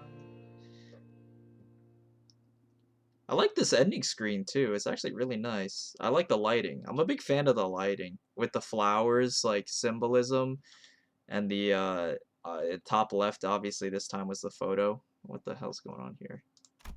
Oh, it's the post credits. All right, I'll meet you after the post credits then. Okay, definitely someone I was not expecting to see. Damien making an appearance so soon too. That's crazy. 10k damage, sure. I think it's kind of unfair to say that Isang was like hard carrying because the dungeon was literally like turbo giga boosting him the entire time. He had like 3 different ego gifts that were like, you know, Isang is skills gain +2 final power, like all gluttony skills gain power, all sloth skills gain power, all pride skills gain power. It's like literally tailored specifically for his kit. So I would take these numbers with a grain of salt, obviously. Also, you are literally forced to use him on every single stage, so it's not like I could take him out if I wanted to. Thanks for the lunacy, though. I like the change here. But yeah, overall, I'd say the story had quite the glow up at the end. It took a fucking long time to get there, but yeah, I think it got there in the end. Again, the pacing could be better, but I think that it told the story, especially a lot of it was at the in the dungeon, especially more so towards the end of the dungeon. I thought that it came together, especially with Isang and Dongrang. Their dynamic came together very poetically at the end. And then, you know, obviously Isang at the end. I skipped the story for you, but you know, there was the obvious line of can I see it in here? There's a shit ton of story though. I don't know if they would let me see it. Oh my god. Cow. But there's a shit ton of story in there, and one of the last lines that he says in the story is that, you know, even though there's nothing that's even though there's nothing that's gonna shit, bro, this guy talks too much. Even though there's I don't remember exactly what he said, but it was something like, even though there's nothing that's gonna change or something, I'll remain steadfast and unchanging as well, or something. And he's going, instead of living with a slanted point of view, moving tangentially to everything, he's going to walk his own path, which was essentially him, without him saying it, he directly said it. Like he finally found his wings. And they were there the whole time, but he did not, like, they were there the whole time because of the mirror version of himself that he always talks to had wings, and he's like, I'm so jealous of you. And then at the end, the mirror version of himself is like, yeah, you know, because I'm a reflection of you, you actually had it the whole time, you just didn't realize it, kind of thing, which was kind of cheesy. But yeah, in terms of, like, you know, the actual story, it was very very poetic. I don't want to say simple, because it wasn't really a simple story, just because the language, again, the language that was being used, especially Isong's method of speaking, is very obtuse. It takes a lot of getting used to, and takes a lot of interpretation. Like, a lot of the stuff that I'm doing, especially like at the end, is a lot of interpretation on what's going on. Because I mean, I've done a lot of literature analysis in the past, so that kind of helped me out with interpreting the story. But yeah, I thought that it was overall very good, very complex story. But that's just because the source material they're working with is very complex. I thought definitely the moral that it was trying to tell was probably the best out of the 4 cantos. If I had to put it, excuse me, if I had to rank it, I'd probably say just the way that it came together at the end was very beautiful, but the path to getting there was really, really rough. I think, would I put it above chapter 3? I think chapter 2 definitely had the weakest story, just in relation to, you know, its source material and whatever. Like, it had a very jarring change of tone at the end. It started out as a comedy, like heist, you know, a heist buddy cop movie, basically, kind of plot, and I thought that was very charming. And then it all of a sudden got super serious, and then at the end, when they're like trying to tie in Crime and Punishment is the original source for Rodia's character. When they're tying in Crime and Punishment into the PM world, it just kind of did not really land for me. So I think that's on bottom. And then I think chapter 1, I think chapter 1 is good, but chapter 3 and chapter 4 are just so good in terms of, you know, the quality of the writing generally. Like, chapter 1 also has the disadvantage of being the tutorial chapter, essentially. But I thought the writing was very safe, I guess. It was very stereotypical and very safe with the way that they presented all the characters and whatever. So, you know, I think I'd probably put that second to last, even though Gregor's like top 3 favorite sinners, I think, for me. I really like him, but his chapter was not only short, he got the short end of the stick there, because again, it's chapter 1, it's the beginner chapter, so he got the short end of the stick there, and you know, his chapter was very safe. They're just like giving exposition, you know, explaining what abnos are, killing Yuri for fun, because, you know, they just like introduce a random character. They have to kill it, it's obligatory because it's PM. They have to introduce a random character and then kill them.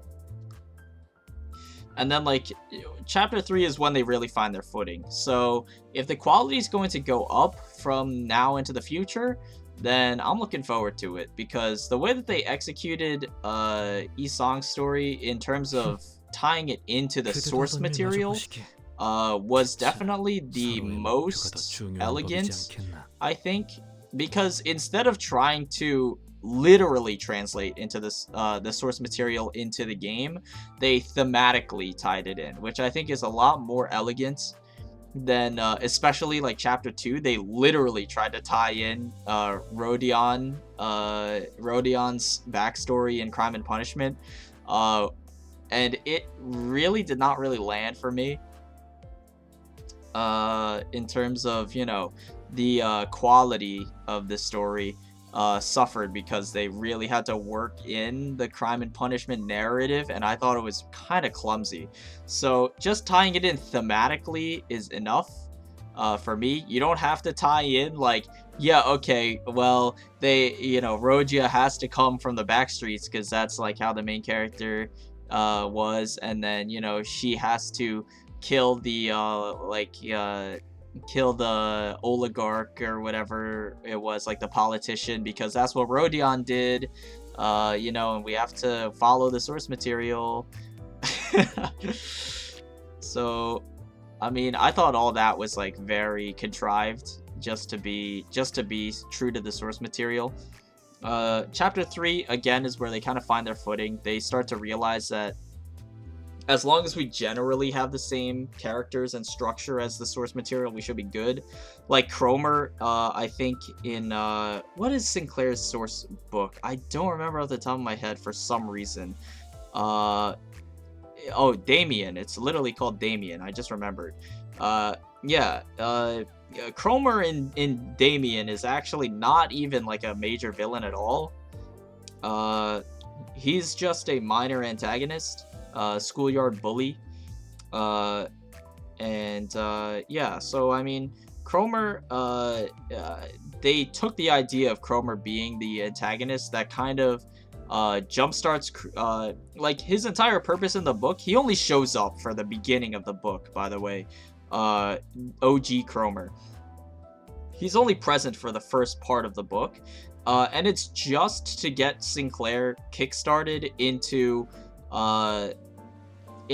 thinking in like a moral, more mature, like morally gray area where, you know, he's starting to see the world as like, you know, whatever. It's a coming of age story, blah blah blah. You can read Damien yourself. I don't have to explain it.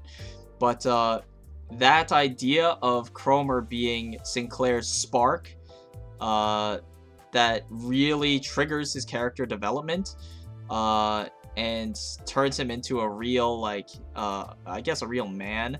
That idea is translated into the game a lot more elegantly, I think. Obviously, they made it super metal and made Cromer a way more important figure in Sinclair's life in the game than they did in the book, but it served the same purpose, to make him into a or to, you know, to turn him into more of a like emotionally independent character, I suppose.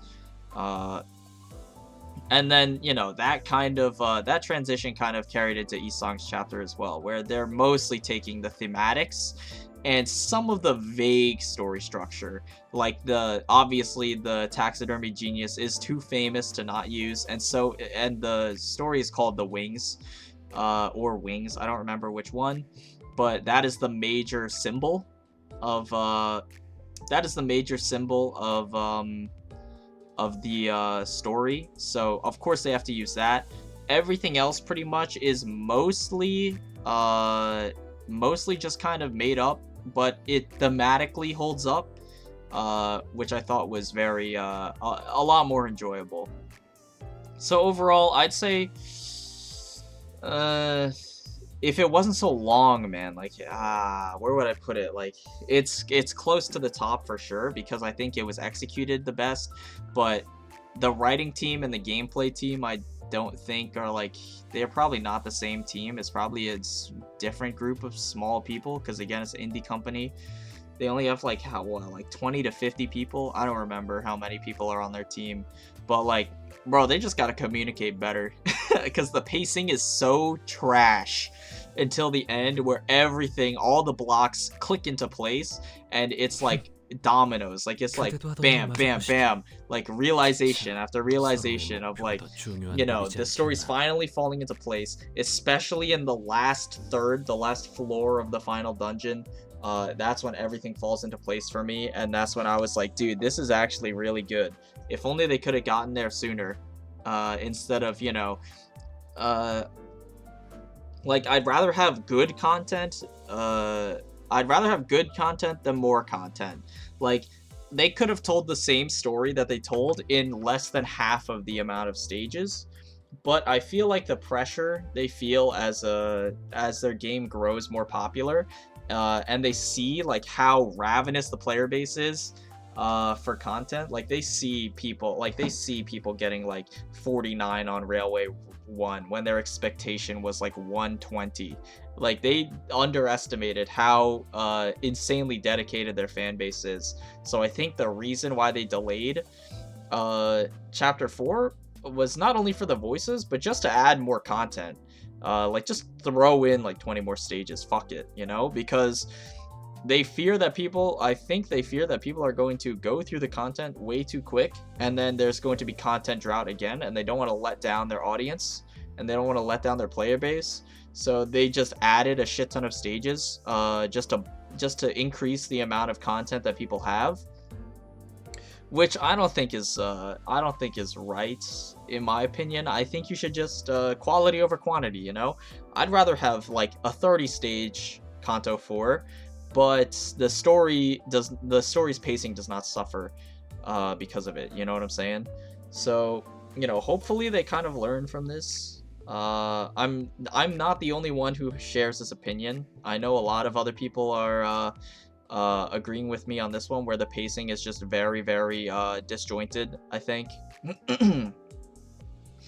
So let me know what you think. Let me know what you think of my analysis of the story, because maybe I'm just bugging, bro. And I guess I don't know what else I'm gonna do in the meantime. Next content's gonna be like Mirror Dungeon 2 or whatever. Bro, I'm not making content about fucking Mirror Dungeon 2, that's for sure. I already don't like Mirror Dungeon, man. It's like, oh, if they like Mirror Dungeon so much, why not make a second one? Yeah, don't make a second one, bro.